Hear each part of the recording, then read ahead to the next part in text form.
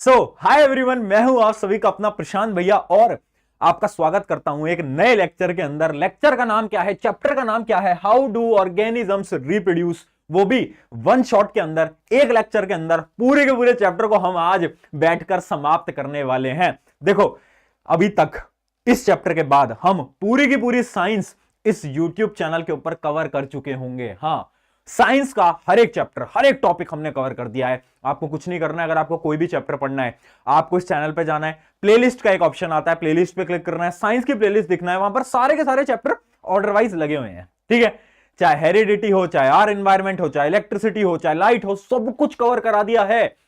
अब देरी किस बात की है यार, ये सारा काम तुम्हारे लिए मैं लगकर कर रहा हूं। आई होप तुम भी मेहनत से सारे लेक्चर्स को ढंग से पढ़ोगे और अपने जो भी आपके एग्जाम होने वाले हैं, बोर्ड एग्जाम होने वाले हैं, उनके अंदर आप मार्क्स बहुत अच्छे लेकर आओगे। अब इस चैप्टर की बात करते हैं, है ना। इस चैप्टर में बहुत सारे बच्चों को बहुत सारी प्रॉब्लम्स आती हैं। भैया समझ नहीं आते यार, कॉन्सेप्ट आते तो भैया ये क्या होता है, भैया डीएनए, क्रोमोसोम हमें कुछ समझ नहीं आ पाता। मैं कहता हूं टेंशन मत लो। लाइव प्रोसेस जब आपने मुझसे नहीं पढ़ा था, उससे पहले आपको लाइव प्रोसेस भी बहुत मुश्किल लगता था ना। आपको लगता था ना भैया लाइव प्रोसेस में कितनी सारी चीजें हैं, बट जब मुझसे पढ़ा, चीजें क्लियर हुई ना, समझ आया ना, उसी प्रकार से आज भी बेटा क्लियर हो जाएंगी। तुम्हें थोड़ा भरोसा रखना पड़ेगा, थोड़ा विश्वास रखना पड़ेगा अपने प्रशांत भैया पे और जोश रखना पड़ेगा, है ना। तो भैया जोश मीटर कमेंट कर दो। पहली बार देख रहे हो क्या लेक्चर मेरा? हाँ बताओ। ये तो हमारा वो है, क्या बोलते हैं उसको, मतलब हमारा प्रोसीजर है। पहले हम जोश मीटर कमेंट करवाते हैं, 100 में से कितना है जोश मीटर। अब जब ये चैप्टर खत्म होगा ना, तब बताना मुझे लास्ट में कितना जोश मीटर है। अभी तो तुम्हारा 100 होगा, 99 होगा, लास्ट में भी इतना ही जोश रहेगा, ये मेरी गारंटी है। ठीक है, स्टार्ट करते हैं इस चैप्टर को। तुम सभी का अपना फेवरेट चैप्टर है ना, जिसको हम आज वन शॉट में कंप्लीट करेंगे। सारे टॉपिक्स, सारे इंपॉर्टेंट क्वेश्चन, सब कुछ हम कवर करने वाले हैं। टॉपिक्स कौन कौन से पढ़ेंगे, कुछ टॉपिक्स आपको यहां पर जितने भी हम टॉपिक्स पढ़ने वाले हैं सारे लिख कर आए हूं, ध्यान से देख लो बेटा। देखो, रिप्रोडक्शन होता क्या है, एसेक्सुअल रिप्रोडक्शन, फिजन, बडिंग वगैरह सब कुछ, फिर हम ह्यूमन रिप्रोडक्शन, पुबर्टी वगैरह सब कुछ पढ़ेंगे। ठीक है, पूरा हम डिटेल में पढ़ने वाले हैं और वो भी कम समय के अंदर। अब एक इंपॉर्टेंट चीज बहुत ध्यान से सुन लो। इंपॉर्टेंट चीज ये है, मैं आपको इसके इंपॉर्टेंट टॉपिक्स बता रहा हूं जिनमें से इसके सवाल आते हैं। इंपॉर्टेंट टॉपिक बेटा नोट करते रहना।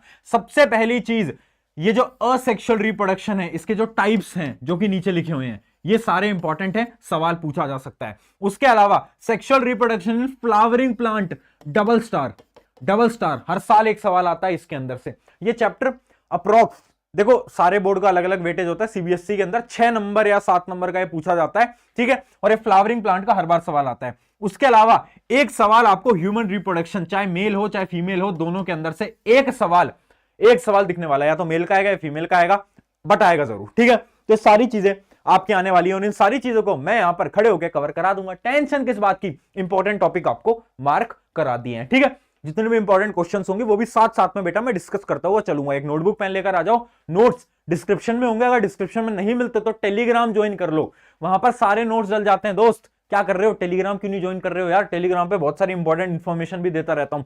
चलिए शुरू करते हैं। रिप्रोडक्शन होता क्या है? अब इसमें मुझे कुछ नई चीज बताने की जरूरत नहीं है बेटा, ये तो हमें पहले से पता है। Reproduction is a biological process by which an organism reproduces to new individual of same kind. ये तो हमें पता है, आपके माता पिता थे, उन्होंने रिप्रोड्यूस करा, तब आप आए, है ना। तो रिप्रोडक्शन की बेसिक डेफिनेशन तो हमें पता है, बट यहां पर सवाल ये आता है कि भैया इंपॉर्टेंस क्या है रिप्रोडक्शन की, क्यों कर रहे हैं, एडवांटेजेस क्या है, ये बताओ, है ना। ये है सवाल, है ना, इसमें से सवाल पूछा जा सकता है। अब एडवांटेजेस क्या है? पहली चीज, खुद इमेजिन करो, अगर इस प्लेनेट के ऊपर, इस धरती के ऊपर, हर एक जितने भी आपके मतलब लोग हैं, जितने भी सब, हर एक इंसान अगर रिप्रोड्यूस करना बंद कर दे, मान लो 100 200 300 साल तक अगर रिप्रोड्यूस नहीं करते, तो पता क्या होगा? सारे के सारे ह्यूमन बींग्स गायब हो जाएंगे धरती से। धरती एकदम गायब हो जाएगी, है ना। तो पहली इंपॉर्टेंस क्या है? Reproduction ensures continuity of particular species. ठीक है, पर्टिकुलर स्पीशीज की कंटिन्यूटी मेंटेन करने का काम आता है। अगर रिप्रोड्यूस करना बंद कर दिया तो बेटा क्या होगा? अरे भैया धरती खत्म, पृथ्वी खत्म, इंसान खत्म। ठीक है, आगे देखते हैं। It creates genetic variation which leads to stability of the species. और अगला देखो, it helps in evolution of species. अरे भैया सबसे इंपॉर्टेंट, डबल स्टार मार्क करो बेटा, डबल स्टार मार्क करो। एवोल्यूशन क्या होता है? एवोल्यूशन क्या होता है ना। देखो एवोल्यूशन क्या होता है, समय के साथ जो चेंजेस आते हैं ना ऑर्गेनिज्म में, उनको हम बोलते हैं एवोल्यूशन, लॉन्ग टाइम के अंदर। ठीक है, जैसे कि बोला जाता है ना कि यार पहले हम बंदर थे, है ना। आपका जो दोस्त है वो तो आज भी बंदर ही है ना, वो बंदर से ऊपर नहीं उठ पा रहा है, बट ठीक है ना। तो पहले हम बंदर थे, फिर बंदर से धीरे धीरे धीरे धीरे धीरे हम क्या बनने लगे, हम इंसान बनने लगे, है ना। ये हमारा एवोल्यूशन हुआ है। ऐसे ही जब रिप्रोडक्शन होता है ना, तो धीरे धीरे धीरे धीरे एवोल्यूशन होने लगता है ना। और बहुत ज्यादा इंपॉर्टेंट है ये एवोल्यूशन, पता है क्यों? इसका एक एग्जांपल देता हूं। पहले जब हम बंदर थे ना, तो हमारे पास पूंछ थी, हमारी टेल हुआ करती थी। क्यों? क्योंकि टेल का यूज था उस समय पर। बट धीरे धीरे धीरे जैसे हम इंसान के अंदर कन्वर्ट होने लगे ना, तो उस टेल का कुछ भी काम नहीं था। तो धीरे धीरे क्या हुआ, वो जो टेल थी हमारी बॉडी से गायब होने लगी, एकदम गायब हो गई। क्या अब आपकी पूंछ है? क्या आपकी अब कोई टेल है? नहीं है ना, नहीं है ना, है ना। तो ये क्या होता है? ये होता है एवोल्यूशन। बहुत इंपॉर्टेंट। रिप्रोडक्शन के ये 3 एडवांटेजेस होते हैं, इस वजह से रिप्रोडक्शन करना चाहिए। अब देखिए, सवाल ये आता है कि भैया एक बात बताओ यार, मेरे मन में एक सवाल आया। चिंटू लाल ने आज एक सवाल पूछा कि भैया ये रिप्रोडक्शन से चेंजेस क्यों हो रहे हैं? वाई भैया चेंजेस हो क्यों रहे हैं? देख पा रहे हो? जैसे कि भैया आप एक चीज बताओ, मैं अपने मम्मी पापा की तरह एग्जैक्ट सेम नहीं दिखता, ऐसा क्यों? मैं एकदम फोटोकॉपी क्यों नहीं निकल के आता, है ना? या तो आपकी शक्ल बिल्कुल आपके पापा की तरह होनी चाहिए, आपकी मम्मी की तरह होनी चाहिए, बट ऐसा नहीं है। ऐसा क्यों? ये चेंजेस क्यों हो रहे हैं? इसके लिए आपको एक डीप कॉन्सेप्ट को समझना पड़ेगा। फिर से बोल रहा हूं, थोड़ा सा डिफिकल्ट कॉन्सेप्ट है, फोकस लगाकर सुनना। एक ना कोड वर्ड बता रहा हूं आपको। कोड वर्ड क्या है? कोड वर्ड है फोकस। जब भी मैं बोलूं फोकस, बेटा एकदम फोकस पे आ जाना और मेरी बातों को बहुत गौर से सुनना, क्योंकि वहीं से ही आपके एग्जाम के अंदर सवाल पूछा जाने वाला है। ठीक है, अब देखते हैं कि भैया चेंजेस आ क्यों रहे हैं, है ना। ये चेंजेस आ क्यों रहे हैं, ये जो हम बात कर रहे हैं ना, एवोल्यूशन, एवोल्यूशन, ये आ क्यों रहे हैं? Why this is happening. देखते हैं। आपने 9th क्लास के अंदर सेल पढ़ा था, है ना। सेल के अंदर बेटा ऐसे थ्रेड लाइक स्ट्रक्चर डीएनए पढ़ा था। बताओ डीऑक्सी राइबो न्यूक्लिक एसिड। अभी डेफिनेशन दिखा दूंगा, टेंशन मत लो, कॉन्सेप्ट समझा रहा हूं, अलर्ट में आ जाओ, है ना। पढ़ा था। बताओ। अरे यार मैं बार बार भूल जाता हूं, 9th क्लास में तो तुमने पढ़ाई नहीं करी, चलो कोई बात नहीं, आ जाओ। डीएनए था। अब देखो, जब रिप्रोडक्शन होता है ना, तो पता क्या होता है? आपका जो डीएनए है ना, वो डीएनए अपनी फोटोकॉपी बनाता है। ये मान लो डीएनए, ये एक और डीएनए में स्प्लिट हो जाएगा, ये डीएनए एक और डीएनए बना लेगा अपना जैसा, है ना। और फिर क्या होता है? डीएनए के साथ साथ जितनी भी आपकी सेल की बॉडीज होती थी, अलग अलग सेल बॉडीज याद करो, गोल्गी अपैरेटस वगैरह सब कुछ, वो सारे के सारे क्या होते थे? अपने डुप्लीकेट बना लेते हैं। ठीक है, अपने डुप्लीकेट बना लेते हैं। ठीक है, अब डीएनए क्लास का वो स्टूडेंट है जिसको नकल करनी भी नहीं आती, जिसको चीटिंग करनी भी नहीं आती। मतलब डीएनए अपनी फोटोकॉपी बनाता तो है, बट उस फोटोकॉपी में भी वो क्या करता है? एरर्स कर देता है। क्या कर देता है बेटा? एरर्स ला देता है वो बेचारा, है ना। बोलते हैं ना, नकल में भी अकल चाहिए। डीएनए ने रिप्रोडक्शन में अपनी फोटोकॉपी बनाई, बट वहां पर भी उसने एरर कर दिए। और उन एरर्स की वजह से ये जो चेंजेस हो रहे हैं ना, कि आप अपने मम्मी पापा की तरह नहीं दिखते, ये वेरिएशंस जो हो रहे हैं ना, ये किस वजह से हो रहे हैं? डीएनए के एरर्स की वजह से। Got it? पॉइंट समझ आ गया? पॉइंट समझ में आ गया, है ना। डायरेक्टली ये सवाल नहीं आता, बट ये कॉन्सेप्ट होता है, ये एकदम बेस कॉन्सेप्ट है जो कि मैं आपको समझाना चाहता था। ठीक है, अब सुनो, ये जो हम बात कर रहे हैं ना, वेरिएशन, ये होता क्या है? मैं आपको एक चीज दिखाता हूं, वेरिएशन होता क्या है। देखो, वेरिएशन मतलब चेंजेस। बहुत सारे चेंजेस हमें देखने को मिलते हैं। इसका सबसे बड़ा एग्जांपल है ह्यूमन बीइंग। ह्यूमन बीइंग पहले बंदर थे, बंदर से ह्यूमन बीइंग बनते गए। उसके अलावा एक और इसका एग्जांपल होता है, वो एग्जांपल मैं आपको दिखाता हूं। ये देखिएगा, ये है मौत। ये क्या है? अरे ये वो नहीं है मौत, मौत नहीं है, ये मौत है, मौत, है ना। वो बचपन में होता था, तुमने देखा है क्या? वो सर्कस के अंदर मौत का कुआं, मौत का कुआं देखा है तुमने? वो बाइक चलाते थे ऐसे round round round round round. मैंने तो बचपन में बहुत देखा है। ठीक है, तुमने पता नहीं आज की जनरेशन ने देखा है नहीं देखा, मुझे नहीं पता, मैंने देखा है। देखो मौत। अब मौत की ना क्या हुआ कि मौत, पहले जो मौत का कलर था ना, वो पता कैसा था? वो एकदम ट्रीज की तरह था। जैसे ट्री का कलर होता है ना, ब्राउनिश ब्राउनिश टाइप, जो भी था वैसा कलर था। तो मौत क्या होती थी ना, जब ट्री पे बैठती थी ना, तो उसका कलर सेम है, तो कोई भी इंसेक्ट जो था ना, उसको ढूंढ नहीं पाता था। बट धीरे धीरे डीएनए में चेंजेस की वजह से हुआ क्या कि मौत के अंदर वेरिएशन आ गया। अब मौत का कलर बदल गया, मौत का कलर चेंज हो गया। अब उससे क्या हुआ कि अब ना उसका वो कलर सेम प्लांट वाला नहीं रहा, है ना, ट्री वाला नहीं रहा। अब कोई और इंसेक्ट जो है वो उसे देख लेता था और उसे खा जाता था। ठीक है, तो कुछ वेरिएशन यूजफुल भी होते हैं जैसे ह्यूमन बीइंग, और कुछ वेरिएशन बेटा क्या होते हैं? नॉन यूजफुल भी होते हैं। उसका एग्जांपल है मौत। इस पर सवाल पूछा जा सकता है, some variations are non useful, justify your statement. क्या लिख कर आओगे? मौत की कहानी, है ना। मौत की हुई मौत किसकी वजह से? वेरिएशन की वजह से। ये लाइन याद रखेंगे, मौत की हुई मौत किसकी वजह से? वेरिएशन की वजह से। चलिए बहुत बढ़िया, आई होप ये क्लियर, एकदम clear.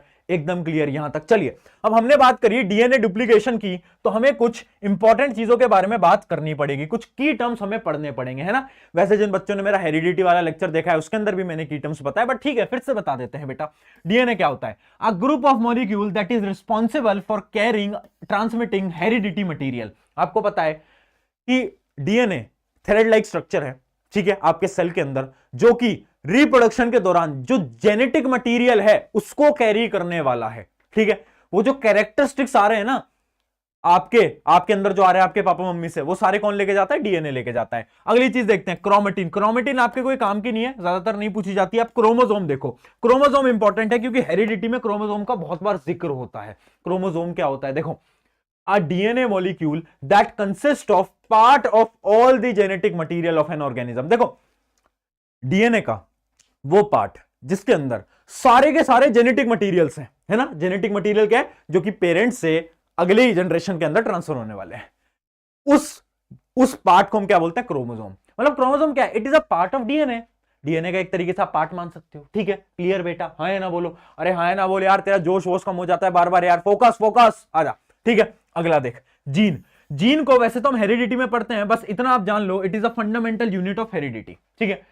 Gene is a fundamental unit of heredity. Heredity वाला चैप्टर देखोगे उसके अंदर एकदम डिटेल में जीन क्या होता है, जीन ट्रांसफर क्या होता है, सब कुछ समझाया हुआ है, वहां से समझ जाएगा। अभी आप समझो डीएनए और क्रोमोसोम, क्या इतना क्लियर? क्या हो रहा है रिप्रोडक्शन के अंदर? डीएनए की कॉपी बन रही है, फोटो कॉपी बन रही है, बट नकल में भी बेटा अकल चाहिए। तो वो क्या कर रहा है? डीएनए बेचारा अपनी कॉपी के अंदर ही कुछ चेंजेस कर दे रहा है। उस चेंजेस की वजह से क्या हो रहा है? वेरिएशंस आ रहे हैं, वेरिएशंस आ रहे हैं। चलिए यहां तक की कहानी एकदम क्लियर। अब बढ़ जाते हैं आगे, अब बढ़ जाते हैं आगे। ये तो मैंने आपको समझाई दिया, अब बढ़ जाते हैं फटाफट से आगे। वेरिएशन समझा दी ना आपको। अब हम बढ़ते हैं एसेक्सुअल रिप्रोडक्शन के अंदर, ठीक है। अब सुनो, देखो दो टाइप के रिप्रोडक्शन होते हैं, सेक्सुअल, एसेक्सुअल, ठीक है।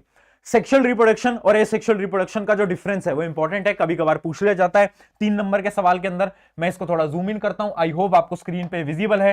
स्क्रीन पे विजिबल है क्या बेटा? स्क्रीन पे विजिबल है, बढ़िया विजिबल है। देखिए पहली चीज, एसेक्सुअल रिप्रोडक्शन के अंदर अकेला ऑर्गेनिज्म होता है, सिंगल ऑर्गेनिज्म होता है, जबकि सेक्सुअल रिप्रोडक्शन के अंदर क्या होता है? 2 ऑर्गेनिजम्स इन्वॉल्व होते हैं, ठीक है। ये आपको पता ही है ना। आगे देखते हैं, आगे देखते हैं। No production of gametes. अब तुम बोलोगे भैया गैमेट्स क्या है? भैया गैमेट्स क्या है? अब देखो गैमेट्स, ये जो शब्द है बार बार यूज होने वाला है बेटा, कंफ्यूज नहीं होना। गैमेट्स क्या है? Gametes are sex cells. क्या है? Sex cell. जैसे ह्यूमन के अंदर होता है स्पर्म सेल, पढ़ा है? Sperm cell. फीमेल के अंदर होता है ओवम, पढ़ा है? आ रहा है दिमाग पे? हाँ। तो जब भी मैं गैमेट्स बोल रहा हूं ना बेटा, ये नहीं होना, कंफ्यूज नहीं होना, तो याद आ जाना चाहिए, ठीक है। सेक्स सेल की बात हो रही है, इसका मतलब है गैमेट्स। गैमेट्स क्या होते हैं बेटा?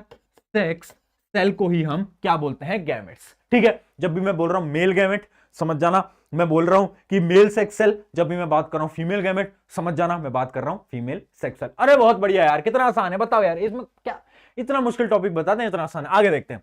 There is no fusion of gametes. Asexual reproduction के अंदर जो सेक्स सेल है ना वो मिलते नहीं है, क्योंकि मेल और फीमेल अलग अलग है ही नहीं ना। बट यहां पर 2 ऑर्गेनिजम्स हैं, एक है मेल एक है फीमेल, तो यहां पर क्या होता है? फ्यूजन होता है, किसका? गैमेट्स का, है ना। तो ये 3 पॉइंट आप डायरेक्टली याद कर सकते हो। उसके अलावा 1-2 एग्जांपल भी इनके लिख के आ सकते हो, है ना। एग्जांपल लिख कर आ सकते हो। एसेक्सुअल के अंदर आप अमीबा लिख जाओ और सेक्सुअल के अंदर ह्यूमन बीइंग वगैरह लिख दो। उसके अलावा भी मैंने तो देखो बहुत सारे डिफरेंसेस दे रखे हैं, बट मैं आपको सजेस्ट करूंगा 3 डिफरेंसेस याद करके जाना है, ठीक है। देखो ये हमारी बुद्धि है, हमारा दिमाग है। अगर ट्राई करोगे कि बहुत कुछ इसको अंदर स्टोर कर लो तो बेटा नहीं हो पाएगा, सिंपल सी बात है, ठीक है। तो कहीं ना कहीं चीजें कट करते चलो। आपको पता है कि 3 नंबर में पूछा जाता है, 5 नंबर में पूछा नहीं जाता, ये सवाल है ना। इतना इंपॉर्टेंट सवाल नहीं है कि वो 5 नंबर में पूछेगा, नहीं। तो 3 पॉइंट्स याद करके चलने, 3 पॉइंट्स मैंने आपको बता दिए। आगे बढ़ते हैं, आगे बढ़ते हैं। पीडीएफ बेटा, पीडीएफ मिल जाएगी, कहां मिलेगी? डिस्क्रिप्शन में, या फिर टेलीग्राम ज्वाइन कर लो। आगे देखते हैं हम। देखो अब हम स्टार्ट करते हैं टाइप्स ऑफ एसेक्सुअल रिप्रोडक्शन। कुछ टाइप्स होते हैं, फिजन होता है हमारा, और अपने फ्रेगमेंटेशन होता है, बहुत सारी चीजें, एक एक करके सब कुछ पढ़ते चलेंगे। बहुत सिंपल, बहुत आसान, और मजा आएगा इसमें, क्योंकि ये कुछ मुश्किल नहीं है बेटा, बहुत सिंपल है। देखो देखो देखो, पहला है हमारा क्या? फिजन। अब 2 शब्द होते हैं, एक होता है फ्यूजन, एक होता है फिजन। फ्यूजन फिजन, फ्यूजन का मतलब होता है कोई भी 2 चीजें मिलके एक बनाना, फ्यूज होना। फ्यूज मतलब क्या होता है? मिलना। जबकि फिजन का मतलब क्या होता है? फिजन का मतलब होता है टूटना। बेटा क्या होता है? हिंदी में बोलूं तो इसका मतलब होता है टूटना, जैसे कि आपकी एक्स ने आपका दिल तोड़ दिया, तो क्या कर दिया, फिजन हो गया, दिल टूट गया। ठीक है, तो फिजन बेसिकली क्या होता है, जितने भी आपके यूनिसेल्यूलर ऑर्गेनिजम्स होते हैं, अब मत पूछना बेटा यूनिसेल्यूलर क्या होता है, मल्टी सेल्यूलर क्या होता है, ये तो बेसिक बायोलॉजी है यार, ये तो पढ़ी थी 9th में, इतना तो याद होगा, uni, multi, single cell, multiple cell, याद है, ठीक है, कोई दिक्कत नहीं, आ जाओ। देखो, तो जितने भी यूनिसेल्युलर ऑर्गेनिजम्स होते हैं ना, वो सारे के सारे ऑर्गेनिजम्स एसेक्सुअल रिप्रोडक्शन ही आपके परफॉर्म करते हैं, इस बात को आपको याद रखना है। और फिजन के अंदर क्या होता है, बेसिकली फिजन कुछ नहीं है, मान लो एक पेरेंट बॉडी है जो कि 2 और मोर डॉटर सेल के अंदर डिवाइड हो जा रहा है, जैसे कि मान लो एक पेरेंट है और वो 2 डॉटर बॉडीज के अंदर डिवाइड हो जा रहा है, ठीक है, डिवाइड हो जा रहा है, 2 या 2 से ज्यादा, बस, है ना। अब लड़के बोलेंगे भैया डॉटर की बात होती है पूरे चैप्टर के अंदर, सन को कोई भाव नहीं देता, भाई दुनिया ऐसी है, लड़कों को कोई भाव नहीं देता, कोई दिक्कत नहीं है, ठीक है, फिजन समझ गए। अब सुनो, फिजन होते हैं 2 टाइप के, पहला है बाइनरी फिजन और दूसरा होता है बेटा मल्टीपल फिजन। अब सुनना मेरी बात, बाइनरी फिजन क्या होता है, एक पेरेंट 2 डॉटर सेल के अंदर डिवाइड हो जाएगा, उसको हम बोलेंगे बाइनरी। मल्टीपल फिजन, जिसके अंदर एक पेरेंट बहुत सारे डॉटर सेल के अंदर डिवाइड हो जाएगा, बहुत सिंपल, बहुत सिंपल। बाइनरी के अंदर क्या हो रहा है, एक पेरेंट 2 डॉटर सेल के अंदर डिवाइड हो जाएगा, ठीक है। और वो भी याद रखना, जो 2 डॉटर सेल होंगे ना, वो इक्वल साइज के होते हैं। डेफिनेशन पढ़ लो, binary fission involves the division of the parent into small nearly equal sized daughter individuals, ठीक है, ठीक है। अब इसका एग्जांपल याद रखना बेटा, सबसे पहली चीज आपको अमीबा आपको याद रखना है। क्या याद रखना है आपको, अमीबा याद रखना है, आपको पैरामीशियम याद रखना है बेटा, क्या याद रखना है, पैरामीशियम, और एक है यूग्लिना। ये तीनों एग्जांपल याद रखने हैं। पता है क्यों, क्योंकि इन तीनों पे बहुत बार सवाल पूछा गया है। देखो, हमने क्या पढ़ा, हम क्या पढ़ रहे हैं, हम पढ़ रहे फिजन। फिजन होता है 2 टाइप का, बाइनरी, मल्टीपल। बट ये जो बाइनरी फिजन है ना, इसके भी 3 टाइप है, दिखाता हूं। इसके भी बेटा क्या है, 3 टाइप है, अभी दिखा देते हैं आपको, अभी दिखा देते हैं। देखो 3 टाइप। पहला टाइप है लॉन्गिट्यूडनल बाइनरी फिजन। क्या है बेटा, लॉन्गिट्यूडनल बाइनरी फिजन। लॉन्गिट्यूड का मतलब समझते हो, लॉन्गिट्यूड बेसिक मैथ आती है, लॉन्गिट्यूड का मतलब क्या होता है, ऐसे डिवाइड होना, लॉन्गिट्यूडनल डिवाइड होना, है ना। तो देखो ये एग्जांपल क्या है, यह है यूग्लिना। क्या है बेटा, यूग्लिना क्या परफॉर्म करता है, वो परफॉर्म करता है लॉन्गिट्यूडनल बाइनरी फिजन। उसके अंदर क्या होता है, उसके अंदर ना बीच से डिवाइड हो जाता है, ऐसे ये 2 हिस्से में डिवाइड हो जाता है, बस, और कुछ भी नहीं है, दूसरा है हमारा, ये अपना हो गया कौन सा, इग्लिना। अब हम बात करते हैं पैरामीशियम की। पैरामीशियम कौन सा परफॉर्म करता है, पैरामीशियम परफॉर्म करता है ट्रांसवर्स बाइनरी फिजन। इसके अंदर क्या होता है, ये ऐसे डिवाइड हो जाता है, देखो ये ऐसे डिवाइड होता है इस जगह से, ट्रांसवर्स, ठीक है। और तीसरा है हमारा इर्रेगुलर बाइनरी फिजन। इसके अंदर बेटा क्या होता है, ये परफॉर्म होता है अमीबा के अंदर। अमीबा है गुंडा, अमीबा कौन है, अमीबा है गुंडा, है ना। अमीबा बोलता है कि सुन इधर, मैं तुम्हारी बातों को नहीं सुनूंगा, मैं तो जो मेरी मर्जी है मैं तो वैसे करूंगा, है ना। तो अमीबा किसी की बात नहीं सुनता। अमीबा बोलता है ना मैं लॉन्गिट्यूडनल डिवाइड होऊंगा, ना मैं ट्रांसवर्स डिवाइड होऊंगा, मैं तो भैया कहीं से भी डिवाइड हो जाऊंगा, जहां से मेरा मन करेगा, है ना। तो अमीबा परफॉर्म करता है इर्रेगुलर बाइनरी फिजन। आप देख सकते हो वो रैंडमली 2 पार्ट्स के अंदर डिवाइड हो जाएगा, कहीं से भी, जहां से उसका मन करेगा, जहां से उसका दिल चाहेगा, ठीक है। 3 पार्ट समझ गए, लॉन्गिट्यूडनल, ट्रांसवर्स और इर्रेगुलर। एग्जांपल याद रखना, यूग्लिना, पैरामीशियम, अमीबा। बेटा बहुत सिंपल। अरे बोलो यार, बताओ, अरे बोलो यार, कोई समस्या बेटा, एग्जांपल समझते हुए चलना है, क्योंकि सवाल बहुत ज्यादा चांसेस है आपका सवाल आएगा डायरेक्टली आपके एग्जाम्पल से बाहर सवाल आता ही नहीं है। देखो अब देखते हैं मल्टीपल फिजन। बेटा मल्टीपल फिजन की क्या कहानी है, मल्टीपल फिजन के क्या अंदर हो रहा है कि एक आपके पेरेंट सेल बहुत सारी डॉटर सेल के अंदर डिवाइड हो रहा है ना, 2 से ज्यादा डॉटर सेल के अंदर डिवाइड हो रहा है। इसका एग्जाम्पल जो कि एग्जाम के अंदर बार बार पूछा जाता है, एग्जाम्पल क्या है, एग्जाम्पल आपको यहां पर मैं दिखा देता हूं। ये एक डायग्राम आपको दिख रहा होगा, ये डायग्राम है प्लाज्मोडियम का। प्लाज्मोडियम, देखो ये डायग्राम इंपॉर्टेंट है, डायग्राम पे मतलब आपको बनाने के लिए तो नहीं आएगा सच, बट इस डायग्राम से ही बहुत सारे सवाल पूछे जा सकते हैं, ठीक है, एमसीक्यू के अंदर। देखते हैं, आ जाओ। देखो ये आपका प्लाज्मोडियम। अब देखो इसके अंदर क्या होता है ना कि भैया ये जो प्लाज्मोडियम है ना, ये बहुत सारे डॉटर के अंदर डिवाइड होता रहता है। देखो जैसे 1 2 3, आपको बहुत सारे डॉटर यहां पर दिख रहे होंगे, दिख रहे हैं सबको, दिख रहे हैं, ये दिख रहे हैं, बहुत सारे डॉटर। अब ये बहुत सारी डॉटर के अंदर हो गया डिवाइड। अब पता क्या होता है, अभी ये इसकी सेल बॉडी के अंदर है, सेल बॉडी के अंदर है बहुत सारी डॉटर। अभी डॉटर बाहर स्प्लिट नहीं हुई है, अभी सेल बॉडी के अंदर है, और एक लेयर होती है जो कि यहां पर पूरी जगह पर एक लेयर होती है, इस लेयर को हम बोलते हैं सिस्ट। क्या बोलते हैं? सिस्ट। अभी ये जो सिस्ट है ना, इसने इन्हें बांध रखा है, अभी इसने कैद कर रखा है। अब कुछ समय बाद जब आपके इस ऑर्गेनिज्म को, प्लाज्मोडियम को फेवरेबल कंडीशन मिलती है, फेवरेबल कंडीशन क्या होती है? एक्यूरेट टेम्परेचर, सारी चीजें। जब इसे फेवरेबल कंडीशन मिलती है तो पता क्या होता है, ये जो सिस्ट है ना, ये टूट जाता है, ये टूट जाता है, और ये जो आपके डॉटर सेल है ना, ये सारे बाहर निकलते हैं और ये एक एक प्लाज्मोडियम में डिवाइड हो जाते हैं। ठीक है, तो वो क्या रहा है, एक पेरेंट बहुत सारे डॉटर सेल बना रहा है। एग्जांपल क्या है? प्लाज्मोडियम। हो क्या रहा है, बहुत सारी डॉटर सेल बनती हैं, बट अभी वो कैद हैं, उन्हें जेल के अंदर कैद कर रखा है। जेल क्या है? जेल है सिस्ट का जेल। अब जैसी फेवरेबल कंडीशन मिलती है, क्या होता है, ये जो सिस्ट का जेल है ये टूट जाता है और सॉरी की सॉरी डॉटर सेल बाहर आ जाती है। बताओ कोई समस्या? अरे बोलो यार, ये है आपका मल्टीपल मल्टीपल फिजन। कोई समस्या बेटा? बताए कोई समस्या, कोई दिक्कत, कोई दिक्कत, कोई दिक्कत? बोलो। बढ़िया। अरे क्लियर है कि नहीं? बोलते चलो। मैं पानी पी लेता हूं, जल्दी फटाफट पढ़ो। बाइनरी और मल्टीपल फ्यूजन का डिफरेंस लिख रहा है स्क्रीन पे, पढ़ो जल्दी।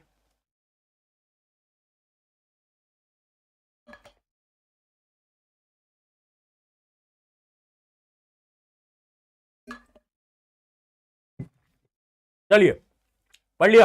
देखो देखो, ये जो डिफरेंस है ना बेटा, ये बहुत बार पूछा जा सकता है 3 नंबर के सवाल के अंदर। ठीक है, देखो जितने भी डिफरेंस होते हैं ना साइंस के अंदर, 90% चांस है वो 3 मार्कर के अंदर ही पूछा जाता है। अब देखो बाइनर और मल्टीपल फ्यूजन के अंदर डिफरेंस क्या है। पहला, बाइनर के अंदर क्या हो रहा है, एक पेरेंट 2 डॉटर के अंदर। इसके अंदर क्या हो रहा है, एक पेरेंट बहुत सारी डॉटर के अंदर डिवाइड हो रहा है। अरे सिंपल। एग्जाम्पल क्या है? एग्जाम्पल है मल्टीपल का प्लाज्मोडियम। इसका क्या है? इग्लेना, और आपका क्या था, बहुत सारे अपने थे, अमीबा, बहुत सारे और एग्जांपल आपको बताए थे। ठीक है, अब देखते हैं। It occurs under normal condition, it takes place only in unfavourable condition like formable of internal cyst. ये पॉइंट आपको याद करने की इतना जरूरत नहीं है, आप बस इनकी डेफिनेशंस को डायरेक्टली याद कर लेना, आप इनका एग्जाम्पल याद कर लेना, है ना, इनकी डेफिनेशन याद कर लेना, एग्जाम्पल याद कर लेना, उतना आपके लिए इनफ है, उतना आपके लिए इनफ है ना। ज्यादा बड़ा सवाल नहीं आता, अगर आप इतना याद कर लेते हो एग्जांपल और इनकी definitions, that is more than enough. Binary, multiple fusion, क्या ये चीज हम समझ चुके हैं? क्या ये चीज हमें क्लियर है? बताओ। आगे बढ़ते हैं बडिंग के ऊपर। बेटा मुझे पता है, देखो हम कहीं ना कहीं थोड़ा थोड़ा तेज जा रहे हैं, मुझे पता है कहीं ना कहीं आपको लग रहा है यार भैया थोड़ी बहुत चीजें दिमाग के ऊपर से जा रही हैं, बट ट्रस्ट मी, आप अगर लेक्चर को ध्यान से सुनते हो, चीजों को बस मेरी बातों को ध्यान से सुन रहे हो, है ना, और नोट्स को बाद में एक बार देख लेते हो, आपके दिमाग से कोई चीज बाहर नहीं जाने वाली, सारी यहां पर घुस जाएगी। देखो बडिंग, बडिंग बडिंग कौन सा ऑर्गेनिज्म करता है? वो करता है हाइड्रा। अब ये हाइड्रा, एक सवाल पूछा गया था बोर्ड के अंदर, इज हाइड्रा अ प्लांट और अ ऑर्गेनिज्म? मतलब ये प्लांट है या एनिमल है, क्या है, ये क्या है? अब देखने से लगता है ये एक प्लांट है ना, बट ये प्लांट नहीं है बेटा, ये प्लांट नहीं है, ये एक मल्टी सेलुलर ऑर्गेनिज्म है। क्या है ये? मल्टी सेलुलर ऑर्गेनिज्म है। ये बेटा प्लांट नहीं है, ऐसा मत समझ लेना प्लांट है बेटा, ये एनिमल की कैटेगरी में आता है, ये एनिमल की कैटेगरी में आता है, प्लांट मत समझ लेना। ठीक है, ये एक तरीके का एनिमल माना जाता है जो कि आपके जो ओशंस होते हैं उसके अंदर मिलता है, बहुत छोटे साइज का होता है। ठीक है, तो कहीं पर भी लिखा है ये प्लांट है, प्लांट नहीं होता, याद रखेंगे। अब सुनो, बडिंग क्या होता है? बडिंग का ये जो डायग्राम है, ये बार बार सवाल में पूछा जाता है, ये डायग्राम देख लो। अब बडिंग के अंदर क्या होता है, एक हाइड्रा है। ठीक है, हाइड्रा, हाइड्रा का एक बड बनता है। देखो ये हाइड्रा में ना एक बड बनता है, डेवलपमेंट ऑफ बड होता है। अब ये जो बड है ये बड़ा होता जाता है, होता जाता है, होता जाता है, होता जाता है, और कुछ समय बाद ये बड जो है ये सेपरेट हो जाता है और एक नया हाइड्रा, एक न्यू हाइड्रा को फॉर्म कर देता है। ये जो डायग्राम है ये इंपॉर्टेंट है, डायरेक्टली सवाल बडिंग का डायग्राम पे आता है। ठीक है, डायग्राम पे आता है, ये डायग्राम बना के प्रैक्टिस करके जाना हाइड्रा का। ठीक है, बहुत ज्यादा इंपॉर्टेंट है। Formation of a daughter individual from small projections, the bud arising on the parent body. कुछ नहीं है, बडिंग इज अ प्रोसेस जिसके अंदर एक नई बड फॉर्म होती है, और वो जो बड है वो बड ही एक नए ऑर्गेनिज्म के अंदर बदल जाती है। क्लियर? अरे क्लियर, सबसे सिंपल है, सबसे सिंपल है। सवाल आएगा तो डायग्राम पे आएगा, उससे बाहर कुछ नहीं आता। आगे देखते हैं, अगला क्या है? अगला है फ्रेगमेंटेशन। आओ भाई फ्रेगमेंटेशन भी पढ़ लेते हैं। फ्रेगमेंटेशन क्या है, पहले डेफिनेशन देखते हैं, फिर एग्जांपल से समझेंगे। डेफिनेशन बोल रही है सम ऑर्गेनिज्म लाइक स्पाइरोगाइरा। बेटा देखो इस चैप्टर में जितने भी एग्जाम्पल है ना वो सारे इंपॉर्टेंट है, ठीक है, क्योंकि क्वेश्चन आता है एग्जाम्पल पे, ठीक है, कि स्पाइरोगायरा जो है वो कौन सा एसेक्सुअल रिप्रोडक्शन परफॉर्म करता है, तो आपको पता होना चाहिए स्पाइरोगायरा अच्छा फ्रेगमेंटेशन परफॉर्म करता है, हाँ, तो ऐसे सवाल आते हैं इसके अंदर, ठीक है। स्पाइरोगायरा, अब सुनो क्या था, some organisms like spirogyra upon maturation breaks into smaller pieces. अब समझते हैं इसको एग्जांपल के साथ, देखिए देखिए, ये है मेरा स्पाइरोगायरा, धीरे धीरे स्पाइरोगायरा बड़ा होता जा रहा है, बड़ा होता जा रहा है, बड़ा होता जा रहा है, बड़ा होता जा रहा है। अब देखो स्पाइरोगायरा के अंदर ना एक वॉल बन जाती है, जिस वॉल को हम बोलते हैं क्या, सेप्टा। आप देख सकते हो यहां पर एक सेप्टा है, यहां पर एक सेप्टा है, इसको हम क्या बोलते हैं, सेप्टा, ठीक है, एक वॉल बन जाती है जिसको हम बोलते हैं सेप्टा। अब जब स्पाइरोगायरा बड़ा हो जाता है ना, तो पता क्या होता है, यहां से ये सेप्टा ब्रेक हो जाती है भैया, ये ब्रेक हो जाती है। अब ये किस में बन जाता है, ये अलग अलग ऑर्गेनिजम्स में बन जाता है, मतलब ये वाला एक अलग स्पाइरोगायरा बन गया, ये वाला एक अलग स्पाइरोगायरा बन गया, ये वाला एक अलग स्पाइरोगायरा बन गया। मतलब स्पाइरोगायरा में क्या हो रहा है, जैसे हमारा ऑर्गेनिज्म मैच्योर हुआ तो वो ब्रेक कर रहा है, वो टूट जा रहा है अलग अलग मल्टीपल डॉटर ऑर्गेनिजम्स के अंदर, डॉटर सेल्स के अंदर, ठीक है।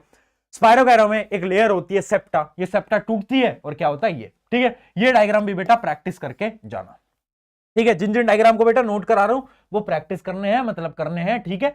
मेरी बातों को सीरियसली लेना शुरू कर दो, क्योंकि जब आप अपना साइंस का पेपर देके आओगे ना बोर्ड में, तो हम बोलोगे प्रशांत भैया ने ये वाला क्वेश्चन ना इंपॉर्टेंट बताया था, और पता है तुझे ये वाला क्वेश्चन एग्जाम में आ गया, उठ के आ रहे हैं, पिछले 3 साल से बता रहा हूं, और जिसने फॉलो करा है वो साइंस के अंदर 98, 99, 100 पूरे नंबर भी आए हैं बहुत सारे बच्चों के, तो प्रैक्टिस ढंग से करके जानी है, ठीक है। एग्जांपल बता दिया, एग्जांपल क्या है, स्पाइरोगायरा, यहां से हाइड्रा का एग्जांपल हटा लेना, इसको काट दो, इसको काट दो, ठीक है। स्पाइरोगायरा क्लियर आ गया, फ्रेगमेंटेशन क्या होता है क्लियर, आगे बढ़ते हैं।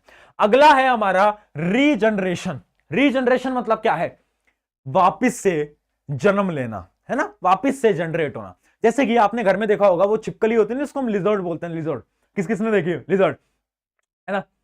अब लिजर्ड की खूबी देखी है तुमने, अगर लिजर्ड की जो पीछे की जो पूंछ होती है ना, जैसे बनाकर दिखाता हूं आपको, है ना, मेरी ड्राइंग तो बहुत माशाल्लाह है, बट मैं आपको ऐसे ऐसे चिपकली बना के दिखा देता हूं, है ना, ये ऐसे चिपकली है, ये बन गई चिपकली। अब इसकी जो पीछे की ये पूंछ है, अब मान लो ये पूंछ कट गई, ठीक है, अब क्या होता है, कुछ समय बाद वो चिपकली ना अपनी पूंछ को वापिस से रीजनरेट कर लेती है, हाँ है ना, देखा है, किस किसने देखा है, हाँ, किस किसने देखा है, हाँ।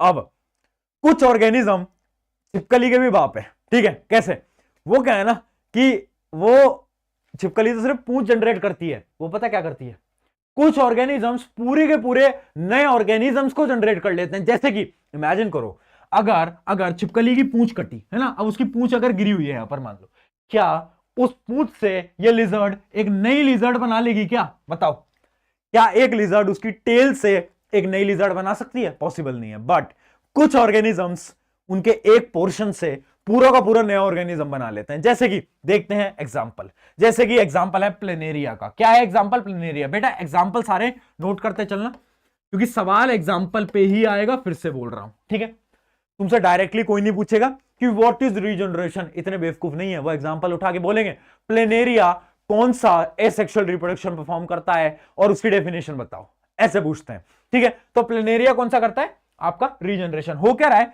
अगर प्लेनेरिया 3 पार्ट्स के अंदर डिवाइड हो गया, अब क्या हुआ, ये तीनों पार्ट्स एक नए ऑर्गेनिज्म को फॉर्म कर लेंगे, देख रहे हो, इमेजिन करो, एक खूबी हमारे पास होती है। अच्छा ये एक मूवी थी ना, कौन सी थी, एक्समैन, एक्समैन थी या कोई एक मूवी थी ना, जिसके अंदर उसका कोई पोर्शन कट जाता था, मुझे वो मूवी का नाम मैं बार बार भूल जाता हूँ, क्लास में भी जब मैं पढ़ा रहा था अबे बैच की, उधर भी मुझे किसी बच्चे ने नाम याद दिलाया था, मैं फिर भूल गया।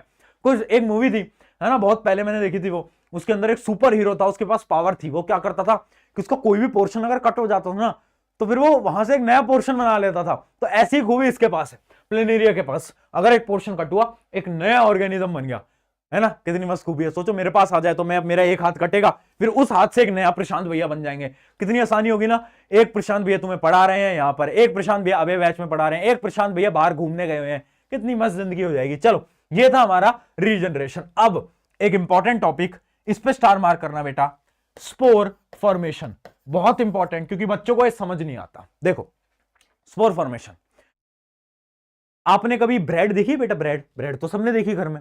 एक काम करना, ब्रेड को लेना और ब्रेड को ना 5-7 दिन के लिए ऐसे अलग से छोड़ देना, है ना, तो आप देखोगे ना ब्रेड जब आपकी खराब होने लगेगी धीरे धीरे, तो ब्रेड के ऊपर ना green green blue green colour का कुछ हो जाता है, याद है, जिसको हम फंगाई बोलते हैं, ग्रीन ब्लू कलर का, है ना।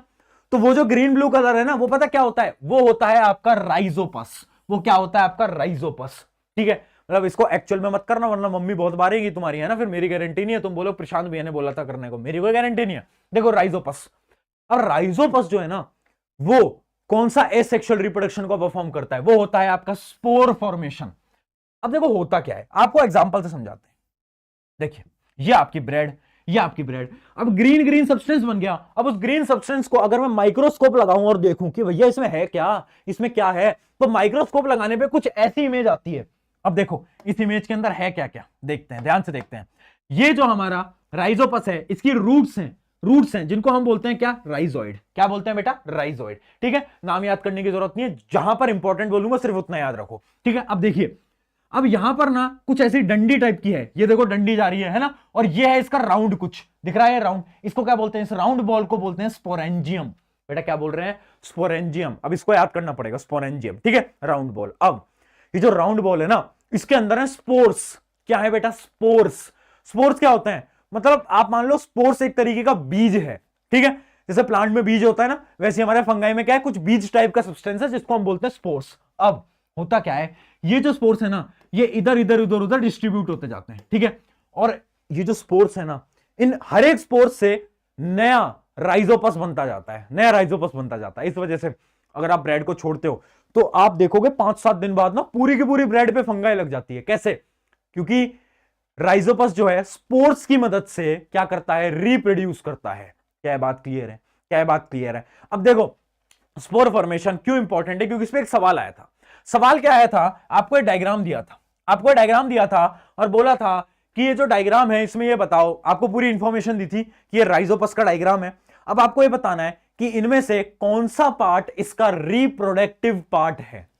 रिप्रोडक्टिव पार्ट समझते हो, जहां से वो रिप्रोड्यूस कर रहा है, कौन सा पार्ट है, तो पता है वो कौन सा पार्ट था रिप्रोडक्टिव पार्ट, वो पार्ट है ये स्पोरेंजियम। क्योंकि स्पोरेंजियम के अंदर ही बेटा क्या है, स्पोर्स। स्पोर्स, तो ये जो डायग्राम है ये वैसे डायरेक्टली बनाने के लिए नहीं पूछा जाएगा, बट इसमें से सवाल आ सकते हैं। कैसे, स्पोरेंजियम क्या है, रिप्रोडक्टिव पार्ट, और नॉन रिप्रोडक्टिव पार्ट क्या है, हाइफा, ठीक है। हाइफा क्या है, non reproductive part, reproductive part क्या है, स्पोरेंजियम। क्यों, क्योंकि स्पोरेंजियम के अंदर है स्पोर्स। स्पोर्स क्या करते हैं, फैल जाते हैं, फैल जाते हैं और क्या कर लेते हैं, स्पोर फॉर्मेशन के प्रोसेस में लग जाते हैं और नए राइजोपस को बना देते हैं।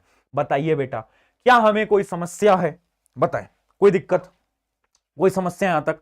अरे जिंदगी बढ़िया चल रही है क्या बेटा, अरे बोलो यार, हैं थक गए क्या, थक गए क्या, ब्रेक देने का, ब्रेक क्या कहते हो, ब्रेक दे दें, ब्रेक हैं, ब्रेक दे दे बेटा। ब्रेक का नाम नहीं लेना, यहां पर 6 डिग्री टेम्परेचर है जहां से मैं आपकी क्लास ले रहा हूं, तो थोड़ी बहुत पढ़ाई, थोड़ी बहुत मेहनत तो तुम्हें भी करनी पड़ेगी। अगर हम यहां पर इतनी ठंड में बेटा खड़े होके अगर आपको पढ़ा सकते हैं तो थोड़ा फर्ज, थोड़ा कर्तव्य यार तुम भी बनाओ यार, है ना।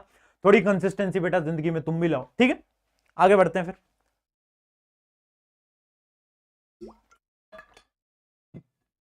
चलिए चलिए, है ना, वेजिटेटिव प्रोपोगेशन।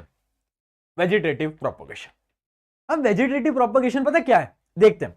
वेजिटेटिव प्रोपोगेशन के अंदर क्या होता है, new organisms can be grown with the help of propagules, with the help of propagules. अब आधे बच्चे तो प्रोपेग्यूल सुनते बोलते हैं अरे भैया यार ये क्या नई कहानी है, अरे टेंशन मत ले, प्रोपेग्यूल्स कुछ नहीं होता। देख, प्रोपेग्यूल्स का मतलब होता है लीव्स, रूट्स एंड स्टेम।